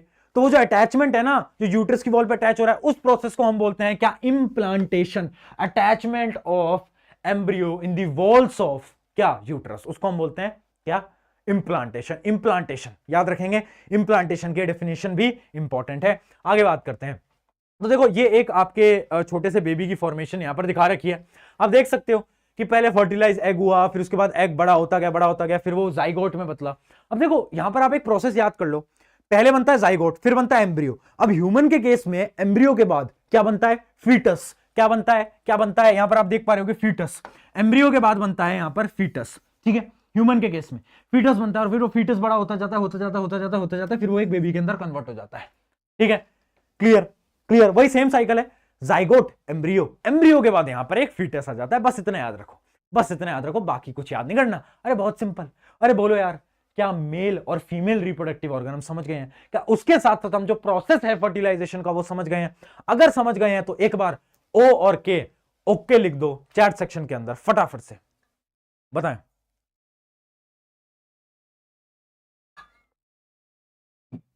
चलिए, अब एक सवाल आया मेरे मन में, सवाल मेरे मन में यह आया कि भैया मान लिया वो जो एम्ब्रियो था, वो एम्ब्रियो कहां था? यूट्रस पे था। बट एक बात बताओ, वो एम्ब्रियो ग्रो कैसे हो रहा है? मतलब उसको न्यूट्रिशन कहां से मिल रहा है? न्यूट्रिशन कहां से मिल रहा है? ये क्वेश्चन 2-3 बार पूछा गया, डबल स्टार मार्क कर लेना। 2-3 बार पूछा गया बेटा, डबल स्टार मार्क कर लो। ठीक है, कहां से मिल रहा है न्यूट्रिशन? बताओ, from where it is getting nutrition? बोल, क्या लगता है? इसके लिए एक कॉन्सेप्ट आपको समझना पड़ेगा। कॉन्सेप्ट है प्लेसेंटा। कॉन्सेप्ट है प्लेसेंटा। देखो, प्लेसेंटा एक टिश्यू होता है, एक टिश्यू होता है। पहले हम डेफिनेशन पढ़ते हैं, आप समझ पाओगे। The embryo grows inside the mother's वॉर्म and gets nourishment from mother's blood through the tissue called क्या? प्लेसेंटा। प्लेसेंटा एक प्रकार का क्या है? एक टिश्यू है। क्या है? एक टिश्यू। अब देखो, प्लेसेंटा जो होता है ना, उसके पास क्या होते हैं? विलाए होते हैं। विलाए याद करो, स्मॉल इंटेस्टाइन याद आ रहा है? स्मॉल इंटेस्टाइन के अंदर, जैसे मान लो आपकी स्मॉल इंटेस्टाइन, उनके अंदर ऐसे फिंगर लाइक प्रोजेक्शंस होता था। याद आ रहा है? किस किस को याद आ रहा है बेटा? प्रोजेक्शन होते हैं जिनको हम विलाय बोलते थे, है ना? उसी प्रकार से सेम विलाय होते हैं प्लेसेंटा के अंदर। अब अगर आपने कभी बच्चे को देखा हो ना, जो छोटा बच्चा निकलता है पेट से, तो उसके ना जो नाभि होती है, वही वाली नाभि जिसमें कि राम भगवान ने तीर मारी थी रावण के, वो नाभि से ना एक कुछ टिश्यू टाइप का कुछ कनेक्टेड होता है। आपने देखा होगा कुछ ऐसा निकलता है बाहर, है ना? याद है? किस किसने देखा है वो? हाँ, तो एक्चुअली में पता है क्या है वो? साइंटिफिकली वो प्लेसेंटा है।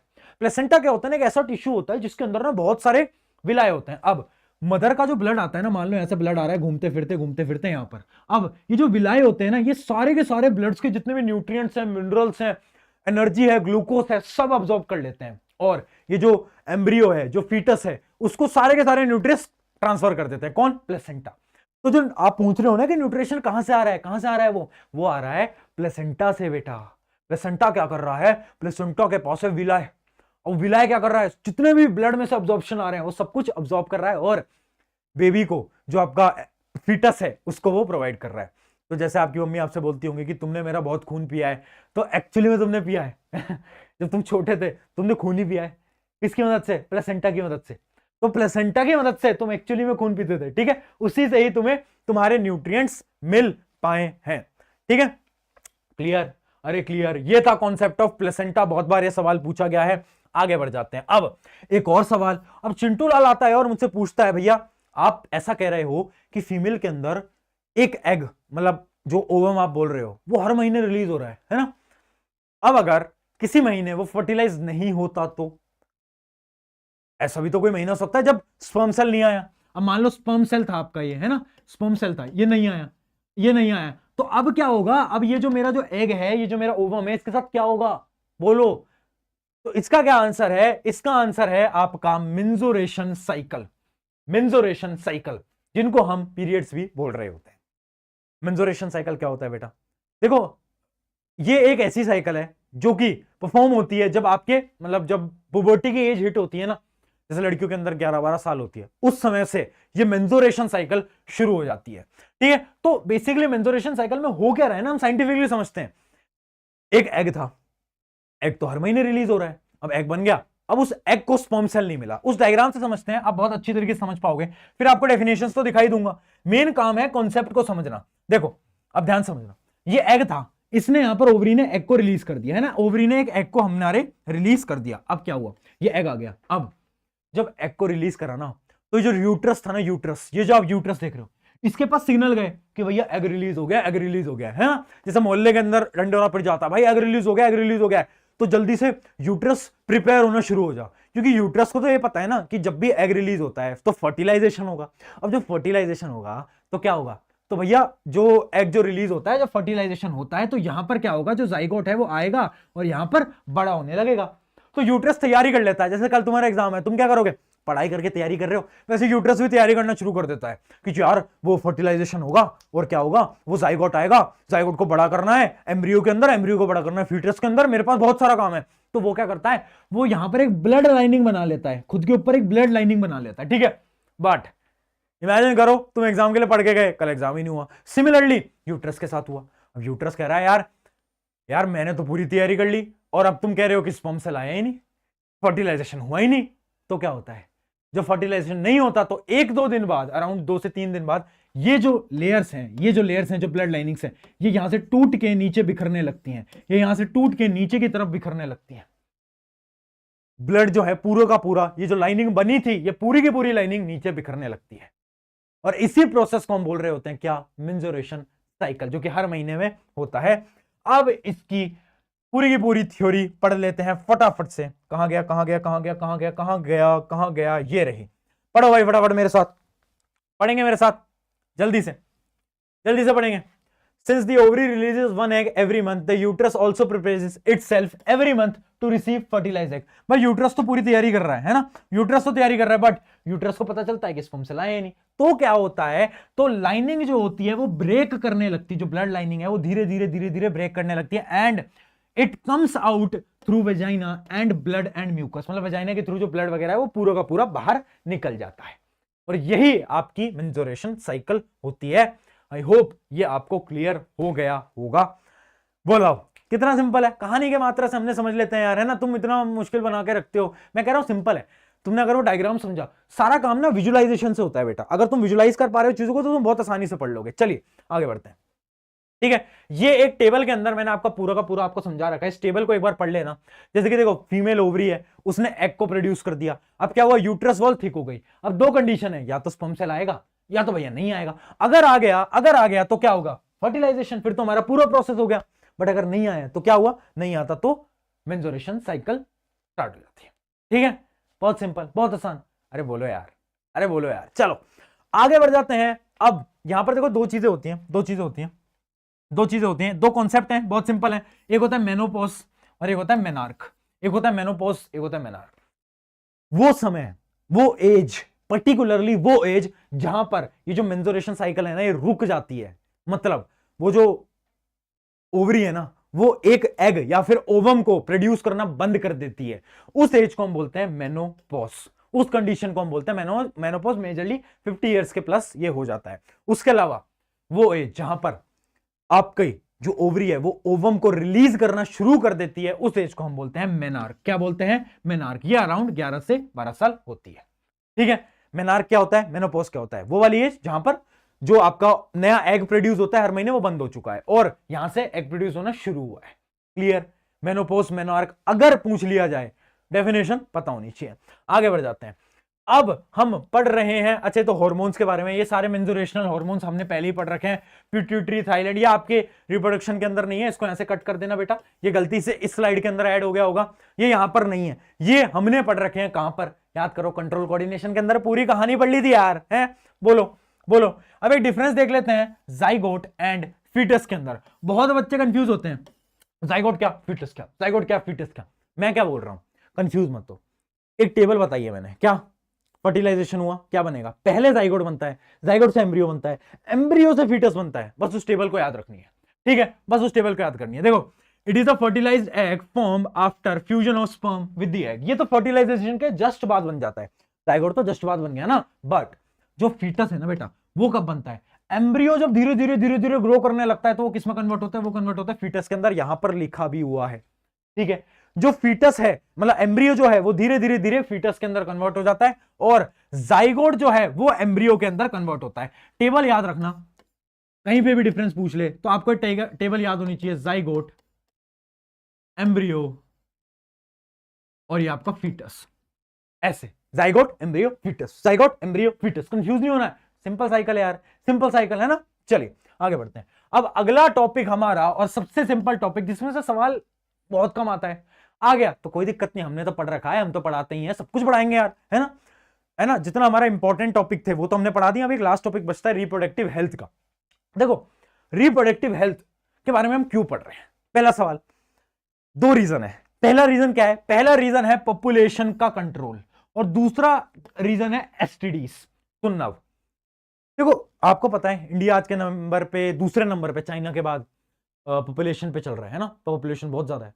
अगर ऐसी पॉपुलेशन चलती रही तो होगा क्या ना कि हमारी पृथ्वी के ऊपर रिसोर्सेज तो बहुत कम है ना, प्लांट्स कम है, वाटर कम है। अगर ऐसी पॉपुलेशन बढ़ती रही तो क्या होगा कि रिसोर्सेज खत्म हो जाएंगे और एक दिन आप और मैं निपट जाएंगे कैसे, क्योंकि जब कुछ खाने को ही नहीं मिलेगा, कुछ पीने को ही नहीं मिलेगा, जिंदा कैसे रहेंगे। तो पहली चीज पॉपुलेशन को कंट्रोल करने के लिए हमें यह पढ़ना है। दूसरी चीज, कुछ डिसीजेज होते हैं जो कि क्या होते हैं, सेक्सुअली ट्रांसमिट करते हैं, जिनको हम बोलते हैं सेक्सुअली ट्रांसमिटेड डिसीजेज, एसटीडीज। क्या बोलते हैं, एसटीडी। जहां पर मैं एसटीडी बोल रहा हूं कंफ्यूज नहीं होना है, एसटीडी जहां पर भी मैं बोल रहा हूं शॉर्ट फॉर्म में उसका नाम है सेक्सुअली ट्रांसमिटेड डिसीज। देखो कुछ डिसीजेज होते हैं, आपको पहले मैं डिसीजेज दिखा देता हूं। देखो कुछ ऐसे डिसीजेस जो कि वायरल के थ्रू फैलते हैं, वायरल इंफेक्शन है मतलब, और कुछ ऐसे हैं जो कि बैक्टीरियल इंफेक्शन है। बट ये चारों डिसीजेस कैसे फैलते हैं, सेक्सुअली कांटेक्ट में आने के थ्रू फैलते हैं। पहला और सबसे इंपॉर्टेंट है एड्स, ठीक है, acquired amino deficiency syndrome. Full form याद रखो ना रखो, बस नाम याद रख लेना कि वायरल इंफेक्शन के अंदर जो एसटीडी होता है वो है एड्स, और उसके अलावा एक और होता है क्या, वॉट्स। क्या होता है, वॉट्स। अब ये जो पूरी की पूरी इसकी थ्योरी लिखी है ना बेटा, ये पढ़ने की जरूरत नहीं है, ये आपके सिलेबस में नहीं है, आपको बस नाम याद रखना है, ठीक है। वायरल में जो इंफेक्शन हो सकता है वो है एड्स और वॉट्स, और बैक्टीरिया के अंदर जो हो सकता है वो क्या है, वो है गोनोरिया और साइफिल्स। गोनोरिया और साइफिल्स, गोनोरिया और साइफिल्स, बस हम नाम याद रखो, उतना बहुत, ठीक है। वायरल के अंदर समझ गए, एड्स और आपका वॉट्स और क्या है, गोनोरिया और साइफिल्स। बताओ कोई समस्या, कोई दिक्कत, ठीक है। तो इस वजह से हमें रिप्रोडक्टिव हेल्थ के बारे में बात करनी पड़ती है, क्योंकि बहुत सारे ऐसे डिसीजेज हैं जो कि फैल सकते हैं, और एड्स तो एक ऐसा डिसीज है जिसका कोई क्योर भी नहीं है, किसी की मेडिसिन भी नहीं है ना, तो कुछ ऐसे भी डिसीज हैं। चलिए चलिए भाई वापस से आते हैं पीछे, कहां पर हम बात कर रहे थे, रिप्रोडक्टिव हेल्थ के बारे में। अब जो आपके सिलेबस में है रिप्रोडक्टिव हेल्थ के बारे में वो है क्या, कॉन्ट्रासेप्शंस। क्या है बेटा, कॉन्ट्रासेप्शंस। अब कॉन्ट्रासेप्शंस क्या है, देखो इमेजिन करो हमें पॉपुलेशन को कंट्रोल से रोकना है, मतलब पॉपुलेशन को कंट्रोल करना है, ठीक है। हमें जो इतनी ज्यादा पॉपुलेशन बढ़ती जा रही है, बढ़ती जा रही है, बढ़ती जा रही है, इसको हमें रोकना है, तो हम क्या करेंगे, क्या करेंगे। ऑब्वियस सी बात है, पॉपुलेशन को रोकने के लिए हमें फर्टिलाइजेशन को रोकना पड़ेगा। फर्टिलाइजेशन कैसा होता है, फर्टिलाइजेशन जब होता है जब मेल गैमेट फीमेल गैमेट से मिलता है, यही होता है, यही होता है।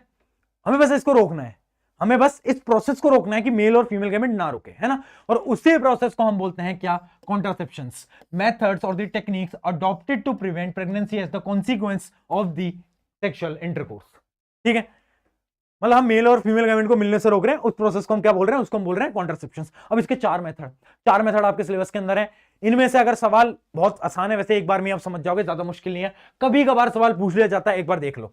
चार मेथड कॉन्ट्रासेप्शन के, पहला है मैकेनिकल, दूसरा है बेटा क्या, दूसरा है हमारा केमिकल, तीसरा क्या है हमारा आईयूसीडी, और चौथा क्या है हमारा, चौथा है हमारा सर्जिकल, ठीक है। ये चार मेथड है हमारे, एक एक करके इसको पढ़ लेंगे, बहुत सिंपल है। आओ यार, पहला मेथड है हमारा मैकेनिकल, या फिर हम इसको बोलते हैं बैरियर मेथड। आप एक एग्जांपल से बताओ मुझे, एग्जांपल से बताओ, है ना। इमेजिन करो, इमेजिन करो, इमेजिन करो, ये तुम मान लो एक ग्लास है नीचे, है ना, तुम्हें इस ग्लास में पानी भरना है, और तुमने जो पानी है वो एक थैली के अंदर पकड़ रखा है, एक पॉलिथीन के अंदर पकड़ रखा है, ठीक है, और उस पॉलिथीन में कोई छेद नहीं है, तो क्या पानी नीचे आएगा, क्या वो ग्लास के अंदर भरेगा, नहीं भरेगा, है ना। क्यों, क्योंकि हमने उस पानी को एक बैरियर की मदद से, ये क्या है, ये एक बैरियर है, ये क्या है, यह एक बैरियर, हमने उसको एक बैरियर की मदद से रोक दिया, है ना। और यही हमारा पहला मेथड होता है जिसको हम बोलते हैं मैकेनिकल या फिर बैरियर मेथड। हम जो हमारा स्पर्म सेल है ना उसको जाने से रोक देंगे, हम उसको पहले ही रोक देंगे, फर्टिलाइजेशन करने से रोक देंगे। इसके कौन से दो मेथड्स होते हैं, एक होता है कॉन्डम्स, जो कि होता है मेल और फीमेल दोनों में आते हैं, तो ये इसका कुछ एक एग्जांपल है ना। इनका मेन काम क्या होता है, prevent meeting of sperm and ovum, sperm cell और ओवम को मीटिंग से रोकते हैं, उसको हम बोल रहे होते हैं क्या, उसको हम बोलते हैं मैकेनिकल मेथड्स। एक बहुत अच्छी चीज है कि जो मैकेनिकल मेथड है ना, बैरियर मेथड, ये एसटीडी से भी प्रिवेंट करते हैं। एसटीडी क्या है, सेक्सुअली ट्रांसमिटेड डिसीज, बता रखा है, उससे भी प्रिवेंट करते हैं। हाँ, ये जो होते हैं ना, ये एसटीडीज जो डिसीजेज हैं उनको फैलने से भी प्रिवेंट करते हैं बैरियर मेथड, तो इसलिए इनको one of the best method बताया जाता है। आगे देखते हैं, ये हो गया आपका बैरियर। अगला है आपका केमिकल मेथड। अब केमिकल मेथड के अंदर क्या आता है, कुछ पिल्स आती हैं, ठीक है, कुछ पिल्स आती है ना, कुछ अलग अलग टाइप की पिल्स होती हैं। उनका क्या काम होता है, दो काम ध्यान से देखना। These includes oral pills and vaginal pills. These pills contain certain hormones which works in the following way. कुछ hormones होते हैं जो कि कुछ काम करते हैं। अब hormones के दो काम है, वो बहुत इंपॉर्टेंट है, देखना। दो काम सबसे इंपॉर्टेंट है, प्रिवेंट प्रोडक्शन ऑफ ओवम। कुछ ऐसी पिल्स होती हैं जिनको खाने से कुछ हार्मोन सेक्रेट होते हैं। अब हार्मोन से क्या होता है, जो ओवम है ना, वो ओवम ही रिलीज होना बंद हो जाता है, ओवम ही नहीं बनता। ओवम नहीं बनेगा तो फर्टिलाइजेशन कैसे होगा, अरे बोलो हाँ है ना, ठीक है। चलो अगला क्या है, किल स्पर्म सेल। कुछ ऐसी भी होती हैं जो कि स्पर्म सेल को ढूंढ ढूंढ के मार देते हैं, है ना, कुछ ऐसी भी पिल्स होती हैं। उसके अलावा क्या होती हैं, कुछ ऐसी होती हैं जो कि इम्प्लांटेशन से प्रिवेंट करती हैं, है ना। ये वैसे आपको पढ़ने की जरूरत नहीं है, ये कोई इंपॉर्टेंट पॉइंट नहीं है, ठीक है। अब एक चीज याद रखना, ये जो केमिकल मेथड है इसके कुछ ना कुछ साइड इफेक्ट्स भी होते हैं, ठीक है। इस चीज को आपको याद रखना पड़ेगा, इनके कुछ ना कुछ साइड इफेक्ट्स होते हैं, इस वजह से इनको ज्यादा प्रेफर नहीं किया जाता यूज करने के लिए। और उसके साथ साथ ये एसटीडी से भी प्रिवेंट नहीं करते, ये उससे भी प्रिवेंट नहीं करते, तो इस वजह से इन्हें प्रेफर नहीं किया जाता, ठीक है। ये कर क्या रहे हैं, तीन काम। ये कुछ हार्मोन्स को सेक्रेट कर रहे हैं जो कि स्पर्म सेल को मार रहे हैं, ओवम जो आपका ओवम रिलीज होता है उसको रिलीज करने से रोक रहे हैं, और तीसरा क्या है, इंप्लांटेशन से प्रिवेंट कर रहे हैं। इंप्लांटेशन क्या होता था, याद करो, याद करो, अभी बताया कि जो आपका जाइगोट होता था, एम्ब्रियो होता था, वो वॉल्स पे, यूट्रस की वॉल पे चिपक जाता था, उसको हम इंप्लांटेशन बोलते हैं, ठीक है। तीसरा प्रोसेस पढ़ते हैं, सर्जिकल मेथड्स। अब दो मेथड होते हैं सर्जिकल के अंदर, एक मेल का एक फीमेल का। मेल का हम बोलते हैं वेसेक्टोमी, एक फीमेल का होता है ट्यूबेक्टोमी। अब जहां से आपका सवाल बन सकता है ना अगर इस पोर्शन में से, तो बेटा यही है, तो बेटा यही है ना। देखो मैं मानता हूं यार ये वाला चैप्टर थोड़ा बोरिंग है ना, बच्चों को काफी बार तो नींद आने लगती है, बट देखो बोरिंग है तो है, और पढ़ना तो बेटा पड़ता है ना, कुछ कर नहीं सकते, एग्जाम देना है तो पढ़ना पड़ेगा।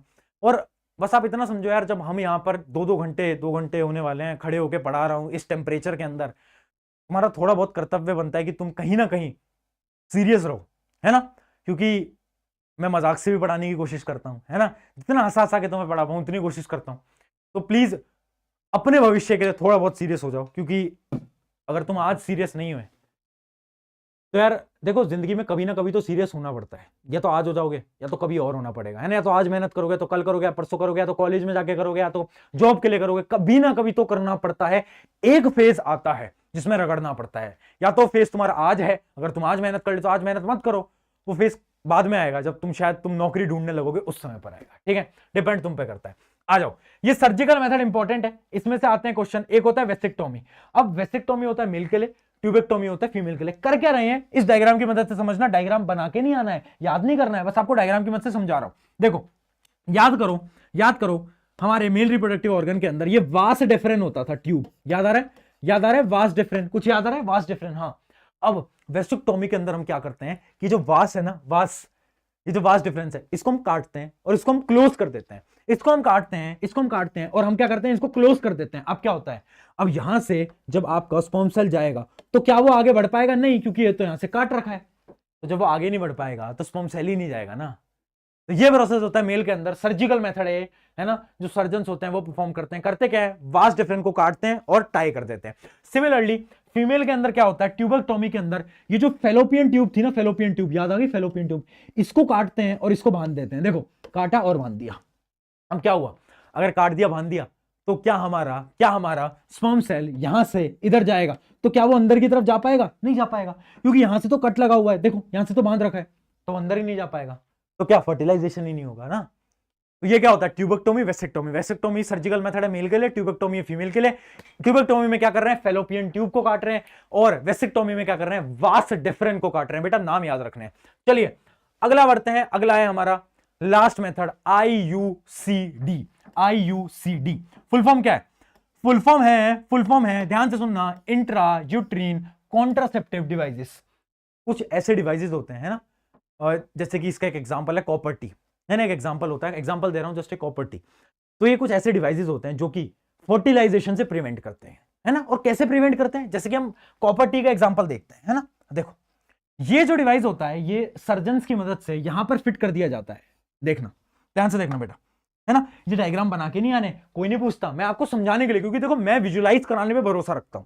अब जब तक विजुलाइज नहीं कर पाओगे ना, आप आईयूसीडी के डेफिनेशन याद कर लोगे, उससे क्या फायदा, आपको समझ तो आना चाहिए कि आईयूसीडी है क्या। ठीक है, तो देखो ये कॉपर टी है, अब एक कॉपर टी को ऐसे इंस्टॉल कर दिया, ऐसा है कॉपर टी। अब ये कॉपर टी क्या करता है ना, ये यहां पे ब्लॉकेज बना देता है। अब अगर कोई स्पर्म सेल आएगा भी, तो स्पर्म सेल यहां पर आकर रुक जाएगा, क्या वो अंदर जा पाएगा, नहीं जा पाएगा। क्यों, क्योंकि आईयूसीडी ने क्या करा, कॉपर टी ने क्या करा, उसे यहीं पर ही रोक दिया, यहीं पर ही रोक दिया, है ना।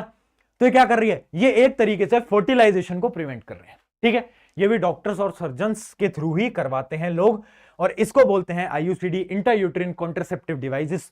बताओ, 4 मेथड पढ़ लिए, बैरियर पढ़ा, बैरियर बहुत सिंपल था, केमिकल पढ़ा जिसमें कुछ पिल्स वगैरह हार्मोन्स वगैरह चेंज करते हैं, तीसरा इंपॉर्टेंट था वेसेक्टोमी ट्यूबेक्टोमी, तीसरा है आईयूसीडी। अब बता, मतलब चौथा है आईयूसीडी। अब बताओ, क्या यहां तक कोई भी समस्या किसी को भी आई है तो बता दो, जल्दी बता दो, यहां तक कोई भी समस्या किसी को आई है, बताओ बताओ, कोई समस्या। हाँ बेटा, यहीं तक ही था तुम्हारा चैप्टर, है ना, और हमने चैप्टर को समाप्त कर दिया है, कांग्रेचुलेशन। अब कुछ इंपॉर्टेंट सवाल हम देख लेते हैं, है ना। वैसे बीच बीच में देखो मैं सारे इंपॉर्टेंट सवाल कराते हुए चलता हूं।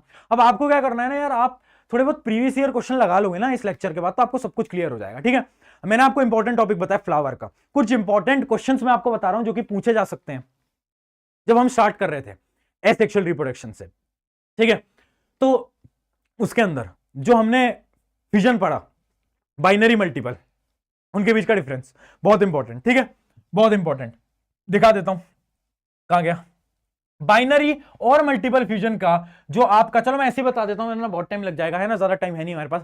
Binary multiple fusion difference important है। उसके अलावा इंपॉर्टेंस ऑफ वेजिटेटिव प्रोपगेशन, ये सारे सवाल नोट करते चलो।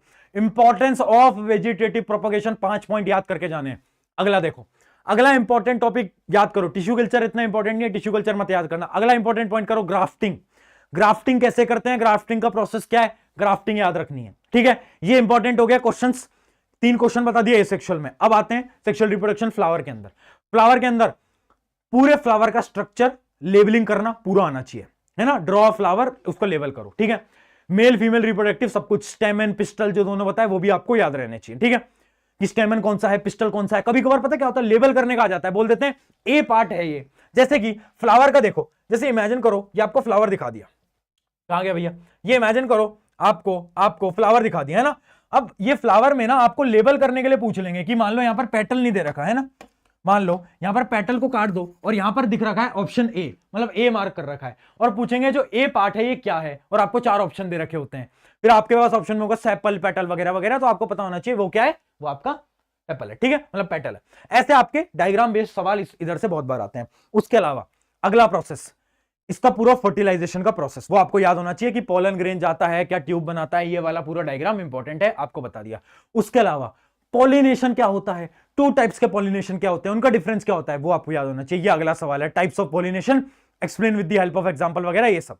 ठीक है, यहां तक क्लियर। उसके अलावा पोस्ट फर्टिलाइजेशन, फर्टिलाइजेशन के बाद या फिर एमसीक्यू क्वेश्चन आ सकता है कि जो सीड है वो किससे बना है, वो ओव्यूल से बना है, याद रखेंगे।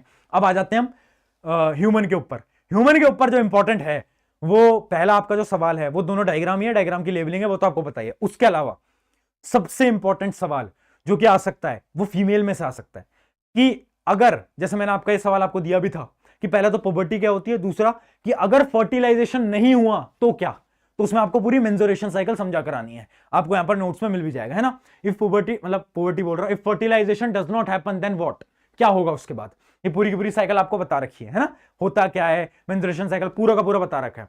ठीक है, वहां से मेजरली सवाल वहीं से ही उठ के आता है, हर बार मैं देखता हूं इतने सालों से वही सवाल उठ के आ रहा है। तो ये कुछ 5-7 इंपॉर्टेंट सवाल आपको बता दिए, इन सवाल की प्रैक्टिस करना, साथ साथ में प्रीवियस ईयर क्वेश्चन तो लगा ही लेना। टेलीग्राम ज्वाइन कर लेना, वहां पर सारी चीजें आपको मैं बताता रहता हूं, इंपॉर्टेंट चीजें बताता रहता हूं, सारे इंपॉर्टेंट टॉपिक बता दिए। लास्ट जो आपका कॉन्ट्रासेप्टिव मेथड्स है, उसमें वो जो सर्जिकल मेथड है, वेसेक्टोमी ट्यूबेक्टोमी, वो याद करना। ठीक है, उस पर भी सवाल आ सकता है। बाकी पूरा चैप्टर करा दिया एकदम डिटेल में। अगर पसंद आया है तो शेयर कर देना अपने दोस्तों के साथ। और बस एक लाइन बोलता हूं, लाइन क्या है कि बार बार बोल रहा हूं, एग्जाम पास आ चुके हैं, और याद रखना उन रिश्तेदारों के घर एक डब्बा मिठाई एक्स्ट्रा भिजवानी है जो कि आपको बोल रहे हैं कि भाई इससे तो नहीं हो पाएगा, है ना। उन सबके घर पे एक डब्बा मिठाई एक्स्ट्रा भिजवानी है। अगर आपने यहां तक इस वीडियो को देखा है, इसका मतलब है कि आप लास्ट तक पहुंचे हो और आप कमेंट छोड़ने वाले हो साइंस फोड़ेंगे। क्या कमेंट? साइंस फोड़ेंगे। चलिए, on this note, take care everyone. मेरा नाम है प्रशांत, मिलते हैं अब अगले लेक्चर के अंदर। वैसे पूरी साइंस हो चुकी है, प्लेलिस्ट पे जाकर पूरी साइंस देख लेना। Take care, bye.